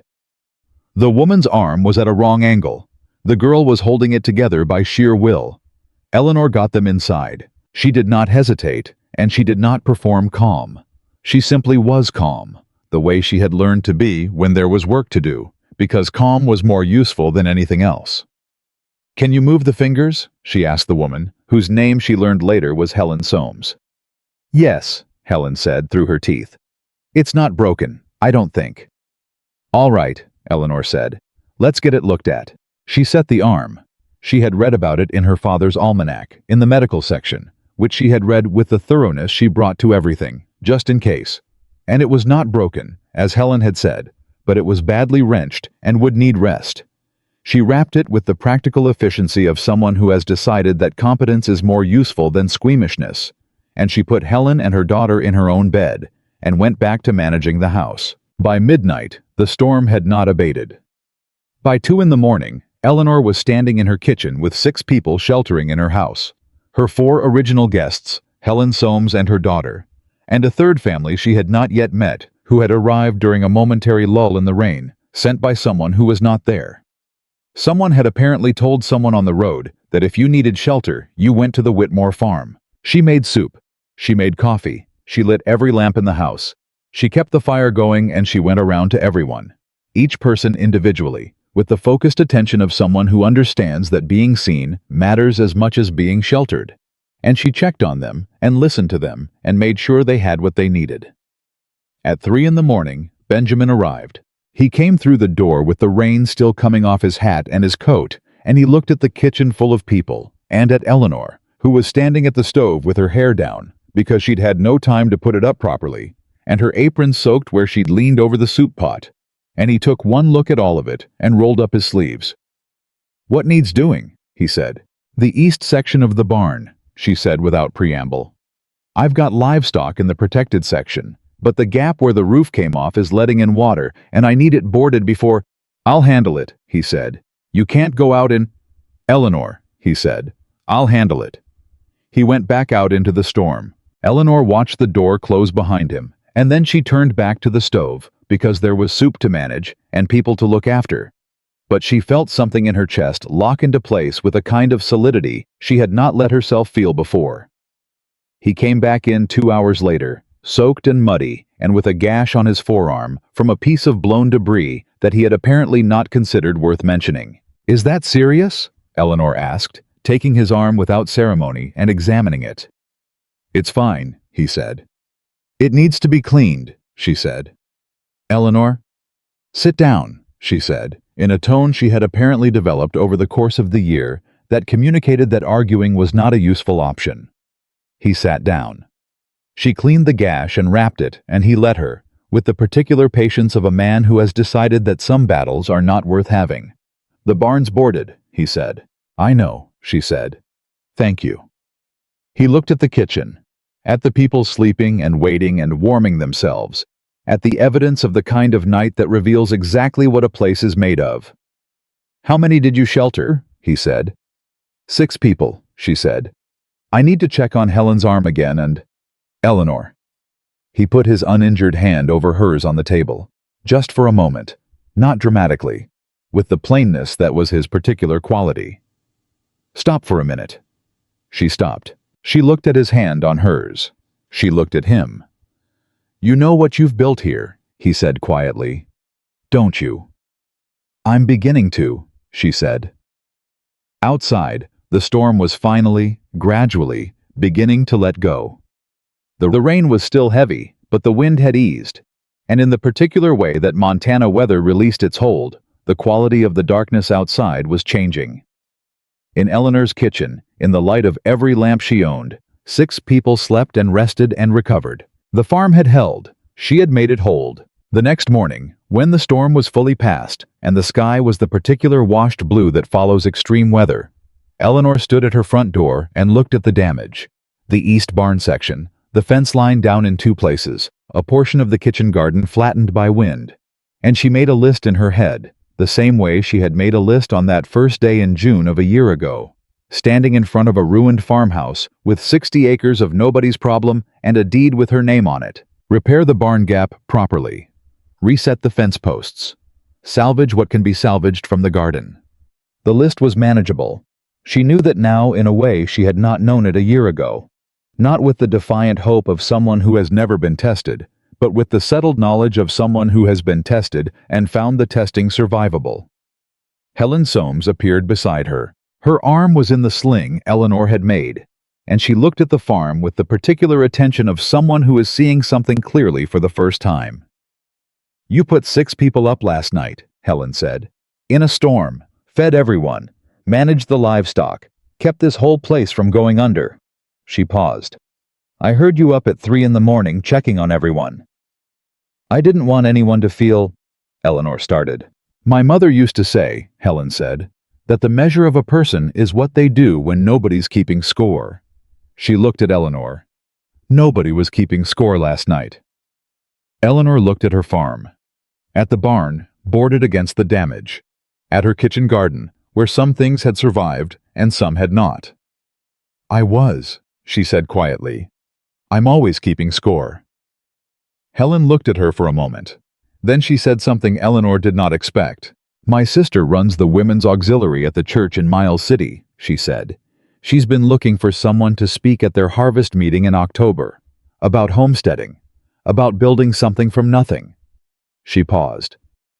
I'd like to tell her about you, if you'd allow it." Eleanor looked at her. "I'm not," she started. "You are," Helen said simply. "Exactly what they need to hear about." The morning after the storm, before anyone else was up, Charles Harrington rode up the road and stopped at Eleanor's fence line. He sat on his horse and looked at the farm, at the evidence of damage and at the evidence of survival. And Eleanor saw him from the window and went outside because she was not going to have that conversation from inside the house. "Storm hit you hard," he said. "We managed," she said. He looked at the boarded barn, at the fence. He was doing calculations again, but they were different calculations now. She could see that. The math had changed. "I'm not going to make you another purchase offer," he said. "Good," she said. "I'm going to ask you something else instead." He turned his hat in his hands, a gesture she had never seen from him before, and it was so uncharacteristic that she paid close attention. "My east pasture has a drainage problem that's been getting worse for 3 years. I've had 2 different men look at it, and neither of them solved it." He paused. "Ruth Alderman told me you rerouted the drainage on your south field by hand last spring, and it's been working perfectly since." "She told you that," Eleanor said.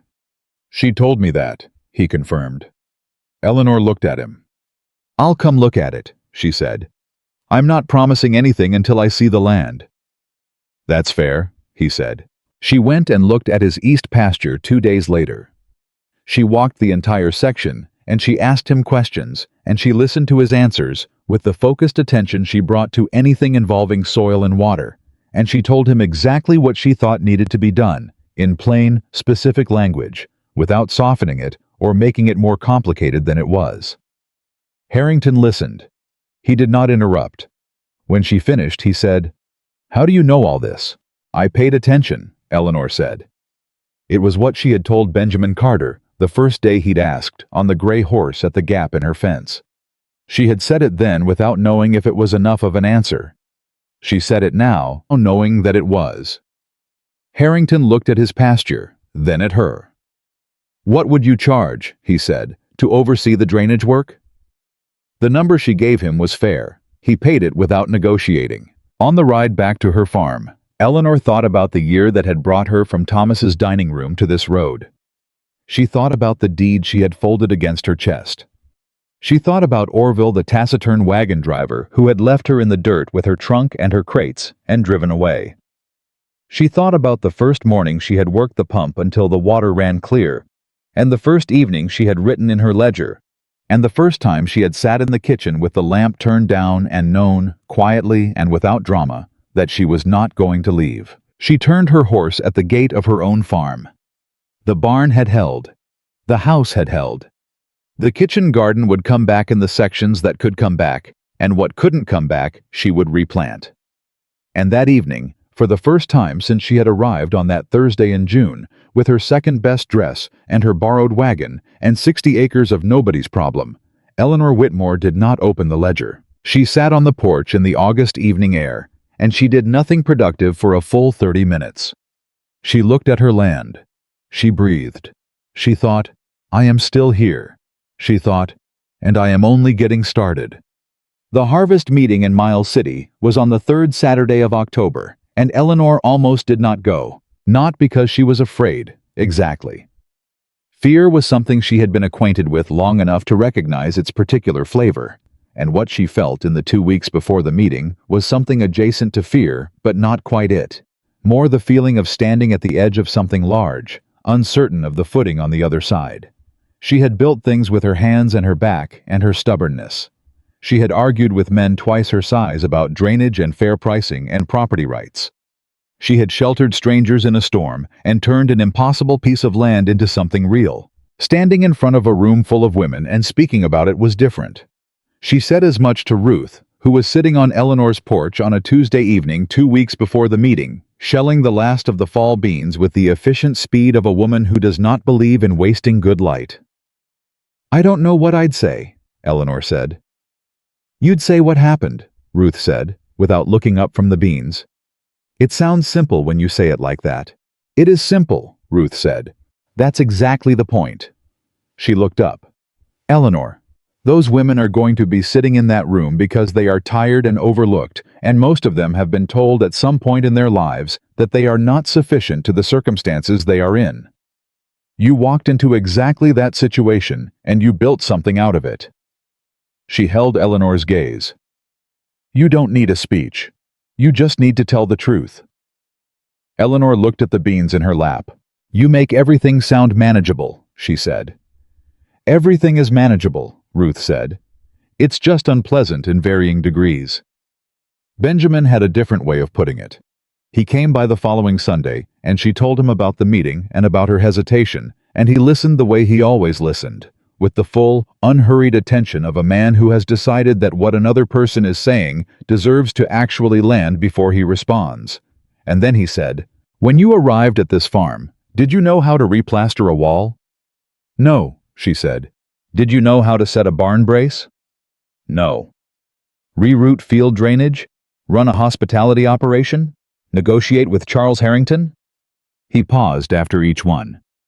Did you know how to do any of those things when you got here? No, she said. I learned. Then you know how to do this, he said. You just haven't learned it yet. She looked at him. That is either the most useful thing anyone has ever said to me, she said, or a very elegant way of saying you don't know either. Both, he said, without hesitation. She went to the meeting. Helen Soames met her at the church hall door in Miles City and took her arm and walked her in with the particular warmth of a woman who has decided to own her introduction of someone and is proud to do it. The hall was fuller than Eleanor had expected. 60 women, perhaps more, of varying ages, most of them with the particular quality of endurance worn into their faces that she recognized from her own mirror. She stood at the front of the room, and she told the truth. She did not make it dramatic. She did not soften it. She said, My brother gave me a ruined farm to keep me quiet. The roof leaked. The barn leaned. The fields were 10 years gone to weeds. I arrived alone with a trunk and 2 crates and $20 to my name. She said what she had done, month by month, not as a hero's journey, but as a practical accounting of work and decision and error and adjustment. She said what it had cost. She said what it had given back. And then she said the thing she had not planned to say, the thing that came out of her because the room asked it of her. The quality of their listening pulling it forward. People see a woman like me, she said, and they see what is not there. They see no husband, no title, no conventional beauty, no family money. They see absence, and they decide that absence is the whole story. She paused.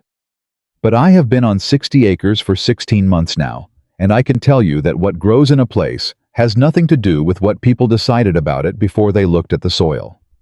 This land was not worthless. I was not worthless. We were simply waiting for someone patient enough to believe in us. The room was very quiet. Then a woman in the 4th row, middle-aged, work-worn, with the kind of face that has been outside in all weathers, began to clap. And then the rest of them. Eleanor stood at the front of the room and let it happen, and felt something unlock in her chest that she had not known was locked. Afterward, 9 women came to speak to her individually. 2 of them asked for her advice about their own land situations. One of them, a widow named Martha Gale, who had been running 40 acres alone since her husband died 3 years previous, gripped Eleanor's hand and said in a low voice, I nearly gave it up last spring. I nearly sold. She did not say anything else, but she held Eleanor's hand for a moment longer, and Eleanor understood what she meant and squeezed back.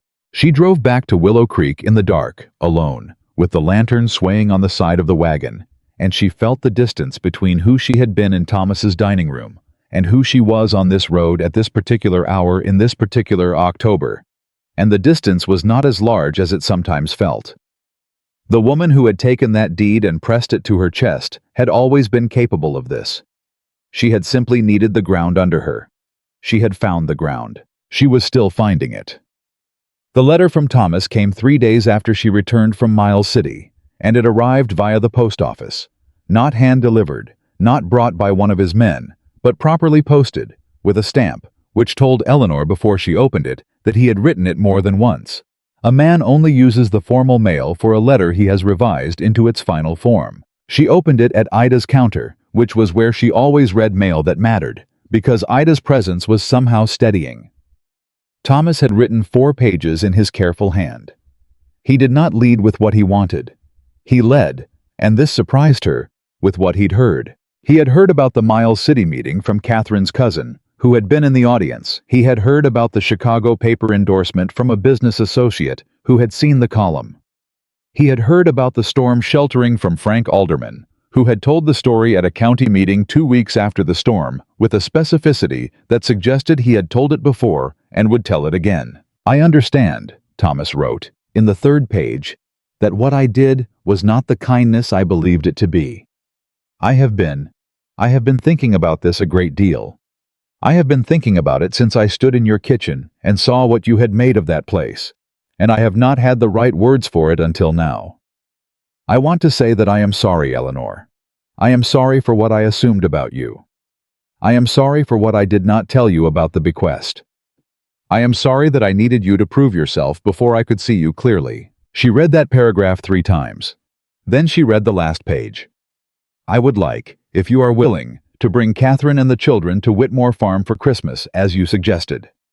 I would like to come not as your benefactor or your older brother with opinions, but simply as your family, if you will have us."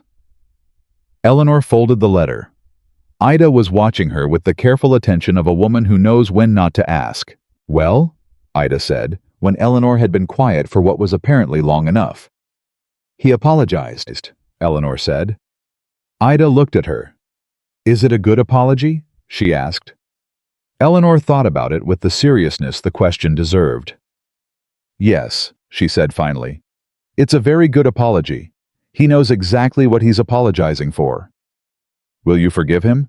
Eleanor put the letter in her coat pocket. "I already have," she said. "I forgave him sometime around the harvest fair, I think. I just didn't write him a letter about it." She paused. "I suppose I should have." "Yes," Ida said, in a tone that communicated she had held this opinion for some time. Eleanor wrote back that evening. She kept it short because the essential things did not need much space. "Yes, Thomas, come for Christmas. Bring everyone. There is room." She sealed it and left it on the table and felt the clean simplicity of it settle through her. The second guest room was finished in November, which meant Whitmore Farm now had 2 proper rooms for travelers and a kitchen that had become, in the 16 months of Eleanor's occupation, one of the most well-equipped in the county. She had invested carefully and specifically. A better stove, a second good lamp, a proper set of pots that she had found, through Ida, at an estate sale 20 miles north. The investment was calculated and documented to the penny in the ledger, and the return on it was measurable in the quality of what came out of the kitchen and the reputation that quality built. Gideon Pierce at the Mercantile was now taking 12 jars of preserves a week and had twice asked for more, which she had declined because she was not willing to extend supply beyond what she could maintain with consistent quality. He had also, in the fall, asked if she would be willing to supply eggs to the hotel restaurant that a man from Bozeman was opening in the new building at the east end of town. She had said yes to that. The egg money, added to the hospitality income, and the produce sales and the consulting fee she had charged Charles Harrington for the drainage work, which had worked, completely and durably, to Harrington's barely concealed satisfaction, gave her a ledger that looked nothing like the number she had arrived with. She did not speak of this to most people. She spoke of it to Ruth and to Martin Gould, who had become, in the course of the property registration and the follow-up business of properly documenting the homestead operation, something between a lawyer and a trusted advisor. And she spoke of it, carefully and specifically, to Benjamin. They had settled into something that had no formal name and did not need one. He came to the farm several evenings a week, and they talked about the land, about the county, about the things she was reading and the things he was thinking about for his own operation. They worked together when there was work that benefited from 2 pairs of hands. They sat on the porch in the evenings when the work was done, and the quiet had the particular quality of comfort rather than emptiness. He did not rush her, and she did not rush herself, and the whole thing moved at the pace of something that is growing rather than being constructed, which is the only pace that holds. One evening in late November, When the first snow had come and gone and left the ground hard and silver in the moonlight, they were sitting in her kitchen after supper, and Benjamin put a piece of paper on the table between them. Eleanor looked at it. It was a deed. Not hers. His. The double C. 800 acres, Eastern County. She looked at him. "I want you to see it," he said, "because I want you to understand that what I'm considering asking you is not about land. It's not about combining operations or practical convenience." He held her gaze. "I have 800 acres. You have 60, and what you've done with 60 would run circles around most men's 800. He paused. "I want you to understand that when I ask you—" "Benjamin," she said. "I'm working up to it," he said. "I know," she said. "But you're going to say something very plain and honest, and it's going to be exactly right, and then I'm going to feel the full weight of it and not have anywhere to put it. So—" She put her hands flat on the table. "Just say it." He looked at her for a moment. "Will you marry me?" he said. "Not because it makes practical sense, although it does. Not because the county will think better of you for it, because you have long since passed the point of needing the county's opinion. Because I find you—" He stopped and searched, and she could see him reaching for the word that was accurate rather than the word that was easy. "I find you the most fully realized person I have ever encountered. And I would like to spend the remainder of whatever time I have on this earth in the company of someone who approaches everything, every fence post and fair competition and county meeting and ruined barn, with that quality of—" He paused. "Of complete commitment." The kitchen was very quiet. "Complete commitment," Eleanor said. "Yes," he said. She looked at him. She thought about the gray horse at the gap in her fence. She thought about cold coffee on a fence rail. She thought about they were wrong, and you should enter the fair and the lumber on a convenient pretext, and a gash on his arm that he had not considered worth mentioning. "Yes," she said. He let out a breath. "That quickly?" he said. "I've been thinking about it for 6 months," she said. "You're only just catching up." Something crossed his face that was the closest thing to genuine surprise she had ever seen on it. Then he laughed, a real laugh, full and unguarded, the kind she had heard from him perhaps 3 times in 16 months, each time filed away in her memory as something worth keeping. She reached across the table and put her hand over his. "We'll work out the practical details," she said. "I'm not moving off this farm." "I know," he said. "I didn't expect you to." "And I keep the Whitmore name," she said. "Professionally. This is Whitmore Farm." "It should be," he said. "It's what it is." She looked at their hands. "All right," she said. "Then yes." She said it the same way she had said it in Thomas's dining room, to herself, taking the deed. "All right." The words of a woman who has looked at the size of something and decided that the size is not a deterrent. The news of the engagement moved through Willow Creek at the speed that important news moves in small towns, which is the speed of everything, and faster. Ida Marsh received it with an expression of profound personal satisfaction and said she had seen this coming since September of the previous year, which Eleanor doubted but did not argue with. Ruth cried, immediately and without apparent embarrassment, and then said she was absolutely not crying, which was the sort of thing Ruth said, and then hugged Eleanor for a long time. Frank Alderman shook Benjamin's hand and said, "You are a lucky man," in a tone that communicated he meant it as a serious assessment rather than a pleasantry. Benjamin said, "I know," in exactly the same tone. Robert Ames, who had apparently heard the news at the feed store, made a remark to someone that got back to Eleanor through Ruth. Something about how remarkable it was that a woman like her had managed to catch a man like Carter. The remark was delivered in the tone of a man who cannot fully credit something that contradicts his prior assessment of the world. Eleanor, when she heard about it, thought of the word catch and its particular implications, and then she thought, "I did not catch anything. I was standing in the middle of 60 acres of honest work, and a decent man walked up and decided he would like to be there too." And that, she thought, was exactly the right way for it to have happened. The thing she did not anticipate. The thing that no one anticipated, including Charles Harrington, who had by this point abandoned the pretense of indifference toward Eleanor's operation, and had begun stopping by with the regularity of a man who has recognized a reliable source of good sense, was what Robert Ames did next. He waited until December, until the engagement was publicly known and settled, and then he sent a letter to Thomas Whitmore. Eleanor found out because Thomas, to his credit, brought her the letter himself. He came out to the farm on a Thursday, before Christmas, and he stood in her kitchen, and he put the letter on the table, and he said, "I thought you should know." She read it.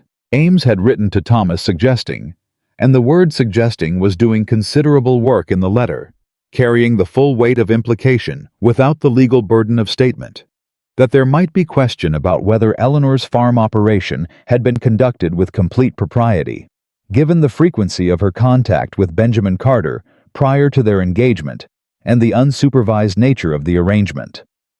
He suggested that a man of Thomas's standing might want to look into the matter before the family's reputation was further, the word he used was complicated. Eleanor set the letter down on her kitchen table. She looked at it for a long moment. Then she looked at Thomas. He was watching her with the expression of a man who has brought something unpleasant because it is right to bring it and wishes it did not exist. "I want you to pressure me," she said. "Or Benjamin." "Yes," Thomas said. "Or at minimum create enough doubt about my character that the engagement falls apart on its own." "That's what the letter implies," Thomas said. "Why?" Eleanor said. "What possible—" She stopped. She thought about it. Robert Ames, who had called her a heifer at the hardware store, who had been willing to overlook her condition for sufficient dowry, who had been turned down by a note, and who had watched from a distance for 16 months as the woman he had dismissed built something remarkable and was now going to marry one of the most respected men in the county. "Pride," she said. "It's only pride." "Yes," Thomas said. "He can't stand it," she said. It was not a question. "No," Thomas said. "He cannot." Eleanor looked at the letter. "What are you going to do?" she asked. Thomas straightened his coat in the way he did when he had made a decision he was committed to. "I wrote back last night," he said. "I told him that my sister is the most competent person on 60 acres in this county, that her conduct has been above reproach by every account I have received, and that if he sends any correspondence of this nature again, I will make his letter public and let the county decide what it thinks of a man who attacks a woman's reputation because she didn't want to marry him." Eleanor stared at him. It was the longest, most direct sentence she had ever heard Thomas Whitmore deliver. "Thomas," she said. "I also told him," Thomas continued, with the air of a man who has gotten started and is going to finish, that what he called her condition has produced the finest homestead operation in the territory and the admiration of a Chicago businessman whose family has connections in Washington, and that a man of his apparent business ambitions might want to think carefully about which side of that story he wants to be on. Silence. "You threatened him with Gerald Marsh," Eleanor said. "I reminded him of a relevant context," Thomas said primly. Eleanor felt something rise in her chest. Not the complicated, layered emotion of their previous encounters, but something simpler, warmer. "Thank you," she said. Thomas looked at her. Something in his face was still working out its resolution. The long, slow process of a man making his way from who he was to who he wants to be, which is never a quick journey. "I owe you considerably more than one letter," he said quietly. "You do," she said. "But the letter is a good start." She walked around the table, and she did something she had not done since she was a girl in her father's house. She put her arms around her brother and held on, briefly and without ceremony, and he put one arm around her with the stiffness of a man who is not practiced at this, but is genuinely trying. Then she stepped back. "Sit down," she said. "I'll make coffee. Catherine and the children are still coming for Christmas?" "If the invitation stands," he said. "It stands," she said. "Sit down, Thomas." He sat down. She made coffee.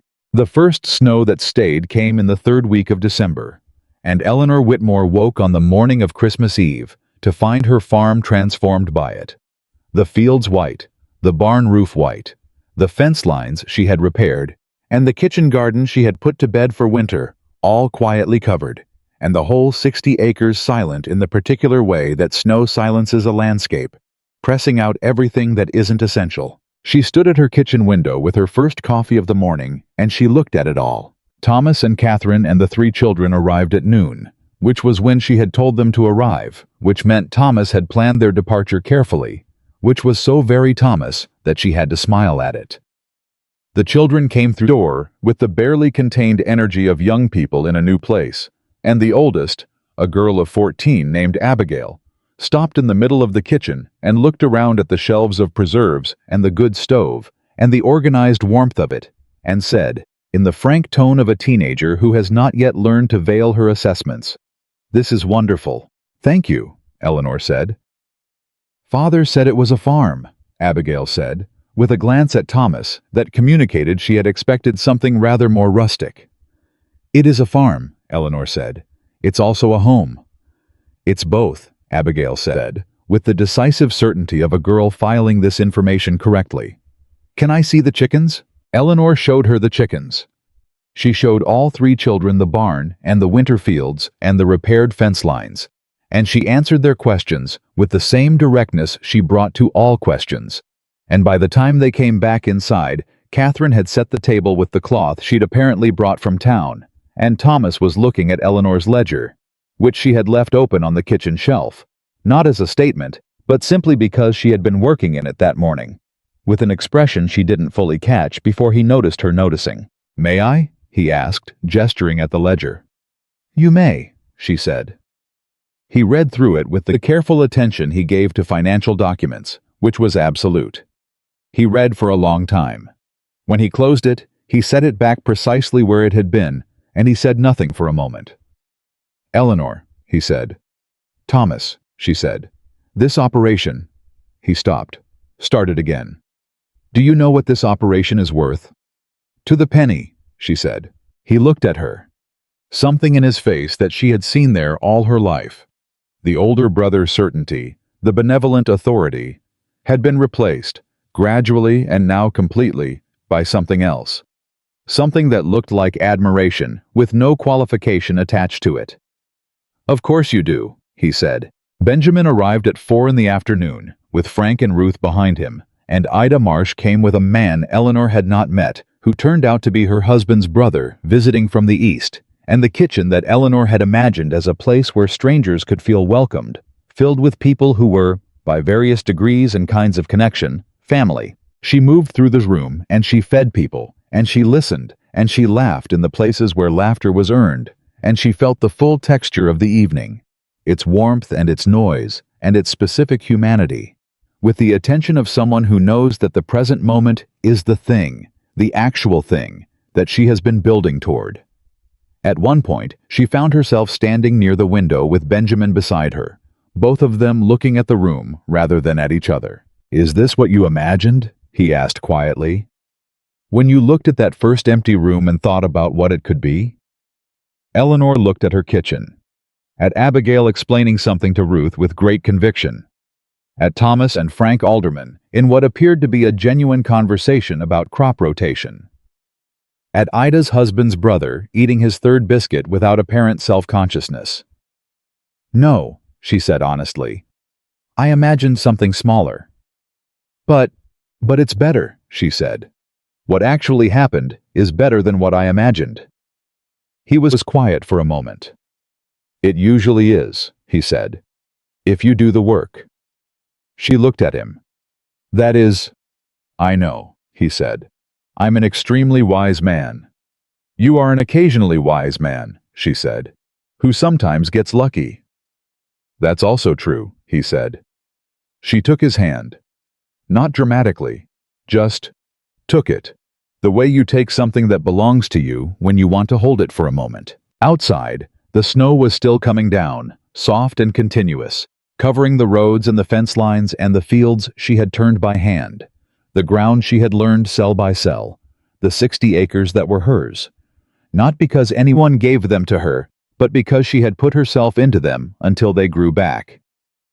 The wedding was set for spring. Martin Gould had already drawn up the documentation that would make clear, in the legally binding language of the territory, that Whitmore Farm remained Eleanor's property, named, deeded, and operated under her authority, as a condition of the marriage. Benjamin had signed without reading it through more than once, which she had noted. "You didn't read the second page carefully," she said, when he handed it back to Gould. "I trust you," he said. "That is an extremely impractical position," she said. "Yes," he agreed. "It's also my position." She had taken the documents and read them herself, twice, with the focused attention she gave to all documents that mattered, and they were exactly what she had asked for. She signed them with the same steady hand with which she had taken the original deed from Thomas's table. The deed that had started all of this. The deed she had pressed to her chest like a wound and carried into 60 acres of nobody's problem. The spring would bring new planting. It would bring the wedding, which would be simple and outdoors and attended by exactly the people who had earned the right to be there.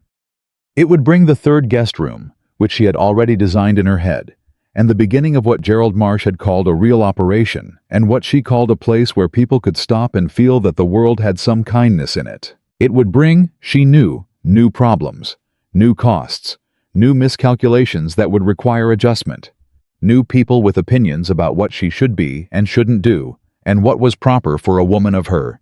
Any of the words they used. She had heard most of them by now. She was ready for all of it, because she had learned, on a particular Thursday in June, in the dirt in front of a ruined farmhouse, standing in her second-best dress with 60 acres of ruin in front of her, that the size of a thing was never the question. The question was always the same. The question was, are you willing to begin? She had been willing. She still was. On the last night of the year, after the guests had gone, and Thomas and his family were sleeping in the 2 rooms, and Benjamin had driven home with the particular reluctance of a man who is counting the months until he does not have to leave, Eleanor sat at her kitchen table alone with the lamp and the ledger. She opened it to the last page of the year's accounts. She looked at the numbers, at the columns of cost and income and investment and return, at the neat record of a year in which she had done, approximately, the impossible. She turned to a clean page. She wrote at the top, Year 2. Then she wrote the first thing that needed doing in the spring. She was still writing when the lamp needed trimming. She trimmed it and kept going. Spring came to Whitmore Farm, the way it always came to that part of Montana. Not gently, not all at once, but in arguments. A warm week followed by a killing frost, followed by 3 days of rain, followed by the kind of morning that made you understand why people had crossed a continent to get here. Eleanor had learned to read those arguments by now, the same way she had learned to read the barn's sounds, and the soil's moods, and the particular silence that meant the hens were unsettled about something worth paying attention to. She was in the south field on a Tuesday morning in early April, when Ruth came across the property line at a pace that told Eleanor something had happened before Ruth said a word. "There's a woman at your gate," Ruth said, slightly breathless. "She came on the morning coach from Helena. She says she's a writer." Eleanor straightened up from the row she was turning. "A writer," she said. "For the Helena Independent," Ruth said. "She says she heard your name from Gerald Marsh's cousin, the one who wrote the column." Eleanor pulled off her work gloves.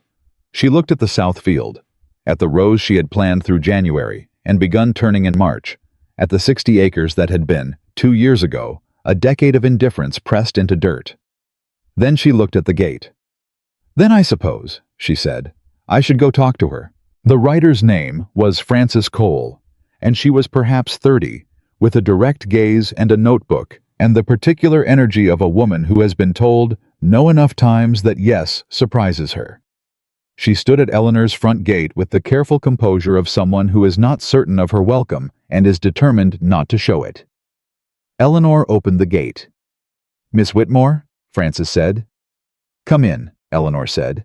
"I'll make coffee." Frances Cole wrote for 2 hours at Eleanor's kitchen table, asking questions with the efficient precision of a woman working against a deadline, and Eleanor answered them the same way she answered everything, plainly, specifically, without embellishment, and without false modesty. She described the deed and the first morning, and the pump, and the barn, and the fair, and the storm, and the guests, and Charles Harrington, and the drainage work. She described all of it as the sequence of practical decisions it had been, because that was what it was, and Frances wrote it all down with a speed that suggested she had recognized early that the plain telling was the story. At the end of the 2 hours, Frances put down her pencil and looked at Eleanor directly. Can I ask you something off the record?" she said. "You can ask," Eleanor said. "Do you ever—" Frances stopped, started again. "Was there ever a moment when you believed they were right? That you should have given up?" Eleanor thought about it honestly, which was the only way she thought about anything. "There was a morning," she said slowly, "about 6 weeks in. Before Ruth, before Benjamin, before any of it had resolved into something I could see clearly. I had split my palm open on a fence post, and I couldn't get the bleeding to stop, and I was sitting on the ground with my hand wrapped in my apron, and I was—" She paused. "I was calculating. Whether the numbers worked. Whether the work I was putting in would produce anything worth the cost of putting it in." She looked at her hands. The hands that were no longer soft, that bore the particular evidence of 2 years of real work. I thought about Thomas's dining room, about Robert Ames, about what everyone expected me to do. "And," Frances said quietly. "And then I thought about the pump," Eleanor said. "The first day. It had taken me 2 hours to get the water clear. 2 hours of working a rusted pump that I didn't know if I could fix. And the water went from brown to rust to clay-colored to finally clear. And I thought—" She stopped. "I thought, if I can do that, if I can work at one broken thing long enough to make it work, I can do the rest." Frances looked at her for a moment. "That's the story," Frances said. "That's exactly the story." The article appeared in the Helena Independent 3 weeks later. Eleanor read it at Ida's post office counter, because that was where she read things that mattered, and it was. She sat with this for a moment. It was accurate. Frances Cole had written it the way Eleanor had told it. Plainly, specifically, without making her into either a martyr or a miracle. Just a woman who had worked at broken things long enough to make them work. The headline was, "What one woman built from 60 acres nobody wanted." Ida read it over her shoulder and said, "That's going to travel." "I know," Eleanor said. It traveled. By June, Eleanor had received 14 letters. Some were from women she had never met, in places she had never been.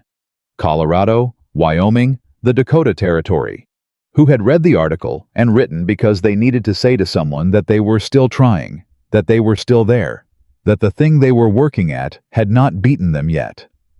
Some of the letters were practical, asking for specific advice about soil or livestock, or the business of running hospitality on a working farm.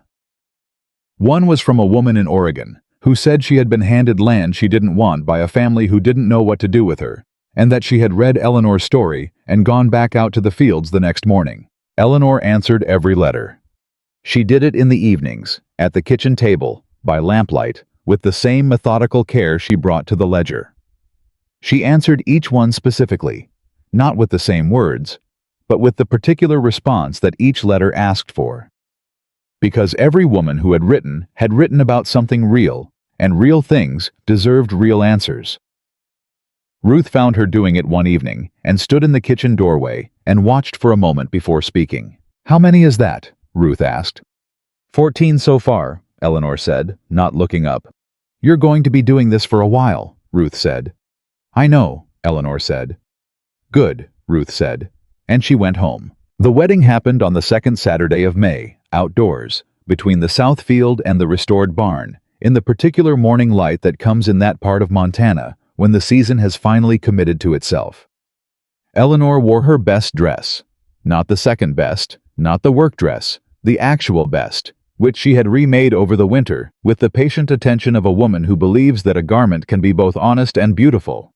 And she stood in her own field on her own land, and she married Benjamin Carter in front of every person who had earned the right to witness it. Ida Marsh cried, which surprised everyone, including Ida. Ruth did not cry this time, which surprised Eleanor, until she realized Ruth was working too hard at not crying to have energy left for actual crying, which was even more Ruth than crying would have been. Thomas stood in the second row with Catherine beside him and Abigail beside her. And when Eleanor caught his eye, he gave her a nod that contained, she understood, a full accounting of everything he had not said well and was still working on saying. And she gave him a nod back that contained her acceptance of the accounting. Benjamin held her hand through the entire ceremony with the same pressure he had first used on that December evening at the kitchen table. Not possessive, not dramatic, just present. The particular steadiness of a man who has decided where he is and intends to stay there. When it was done and they were married, Eleanor looked at her farm, at the barn and the fields, and the third guest room she had finished in March, and the kitchen garden coming in on the south wall. And she felt the weight of all of it. The specific gravity of 2 years compressed into this one morning. Benjamin leaned close and said quietly, "You're doing the thing where you're somewhere else." "I'm right here," she said. "You're right here and also somewhere about 16 months ago," he said. "I can tell." She looked at him. "I was thinking about the pump," she said. He looked at her for a moment. Then he nodded, with the complete understanding of a man who has heard the story and knows exactly what the pump means. "Still running?" he said. "Still running," she said. There was a supper after the ceremony that lasted until the stars came out, because that was what happened when Eleanor Whitmore fed people. They stayed, because the food was good and the warmth was real, and the particular quality of the place made leaving feel like a decision you needed to justify. Harrington came, which surprised several people, and surprised Eleanor not at all, because she had long since understood that Harrington's initial opposition to her had been the opposition of a man who did not yet know what he was looking at, and once he knew, he had adjusted, because he was, at bottom, a man of accurate assessment. He shook Benjamin's hand and said something in a low voice that made Benjamin laugh, and then he found Eleanor and said, "The eastern pasture had the best fall yield in 3 years." "I know," Eleanor said. "You should think about adjusting the north drainage next." Harrington looked at her with the expression she had come to recognize from him. The slightly reluctant, entirely genuine respect of a man who has stopped fighting an assessment he can no longer rationally dispute. "I was going to ask you about that," he said. "Come by next week," she said. "Bring the survey map." "Yes, ma'am," he said without a trace of irony. She had not, in 2 years and through everything, been called ma'am by Charles Harrington. She let the moment settle for exactly 1 second before she moved on to the next guest, because she had learned, in the same school that had taught her drainage and barn bracing and field rotation and the preservation of tomatoes with apple, that some victories were worth noting and then letting go of, because the work was always the next thing and not the last thing. The third guest room began accepting visitors in June, and by midsummer, Whitmore Farm had a waiting list of 2 weeks for accommodation, which Eleanor had not predicted, and which required organizational adjustment and a conversation with Gideon Pierce about expanded egg supply.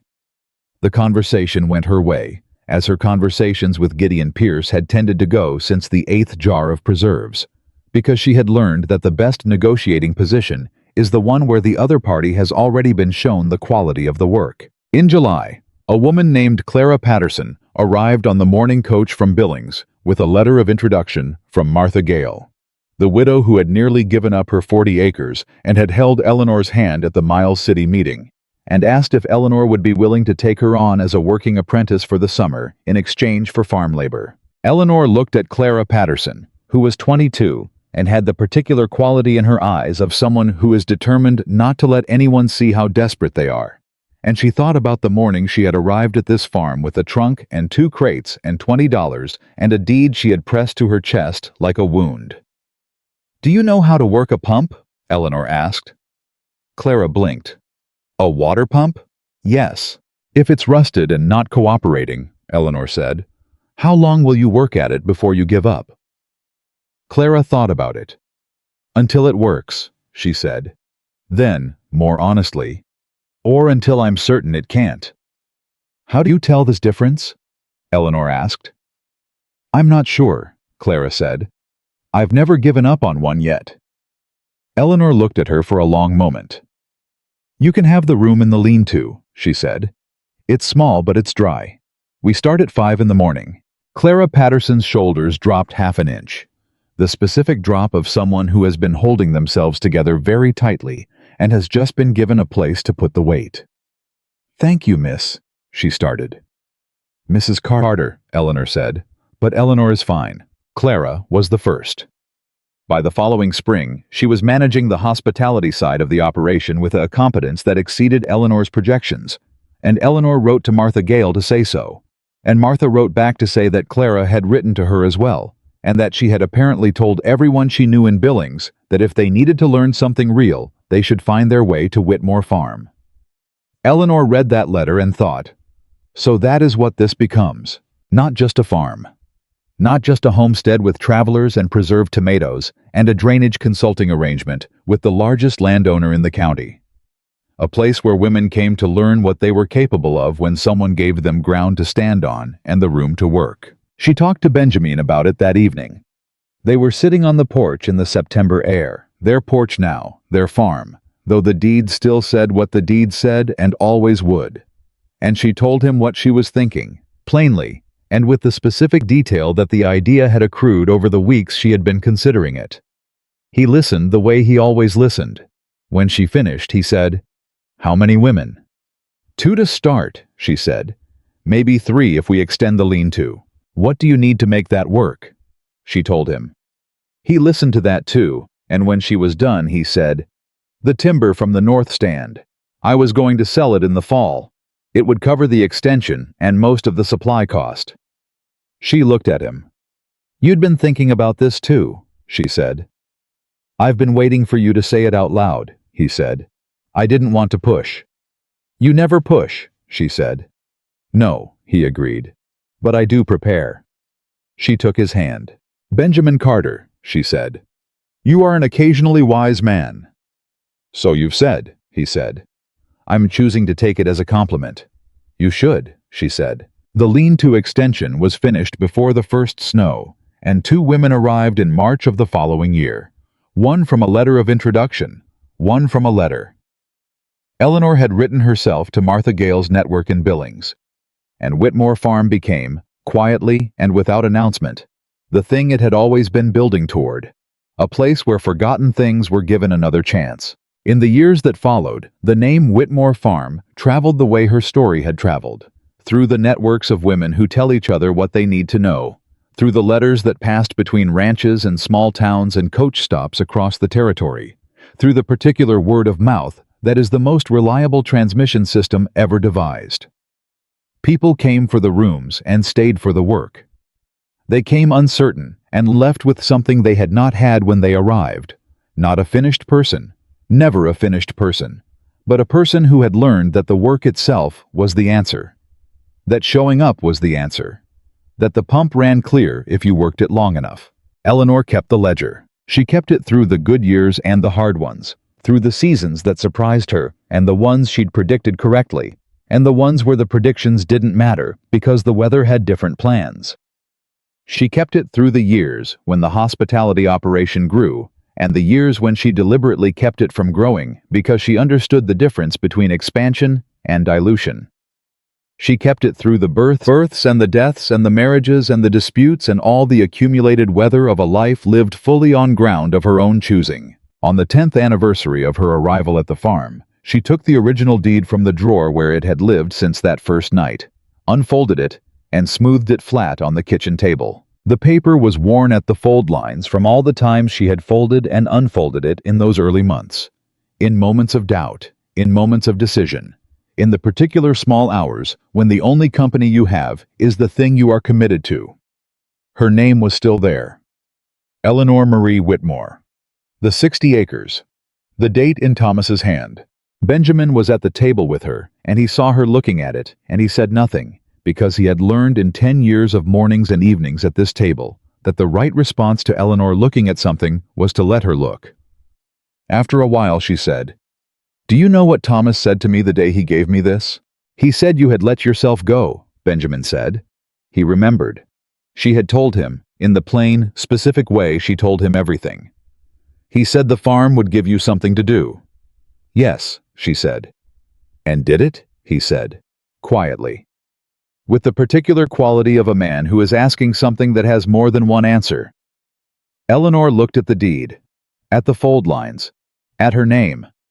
She thought about the pump running clear. She thought about the barn brace and the harvest fair, and the tin box in the lean-to, and Thomas's 4 pages in careful ink, and Francis Cole's notebook, and Clara Patterson's shoulders dropping that half-inch, and 14 letters answered by lamplight, and a room that said, "You are welcome here in every language a room can speak." She thought about all of it, the whole architecture of the 10 years, and she felt its weight with the steadiness of a woman who has learned to carry weight not because she has to, but because she chose to, which is the only way carrying works. "It gave me everything," she said. Benjamin looked at her. "No," he said. "You gave it everything. There's a difference." Eleanor folded the deed on its old lines. She put it back in the drawer. Then she stood up and went to the door and looked out at Whitmore Farm in the October morning light. At the fields she had turned by hand. At the barn she had braced and reinforced and rebuilt. At the fence lines she had repaired post by post. At the 3 rooms where the lamps would be lit tonight for whoever was coming. And she understood, completely and without sentimentality, exactly what she had built and what it had cost and what it was worth. She was not a woman who had been saved by a farm. She was a woman who had saved one. And everything that stood on those 60 acres, every jar on every shelf, every repaired board, every cleared field, every stranger who had stopped at her gate and found a lamp burning and a table set, and a woman who looked at them like they were worth looking at, was the proof of the one true thing she had known since the morning she pressed a worthless deed to her chest and said all right to the size of what was in front of her. A broken thing is not the end of the story. It is where the real one begins.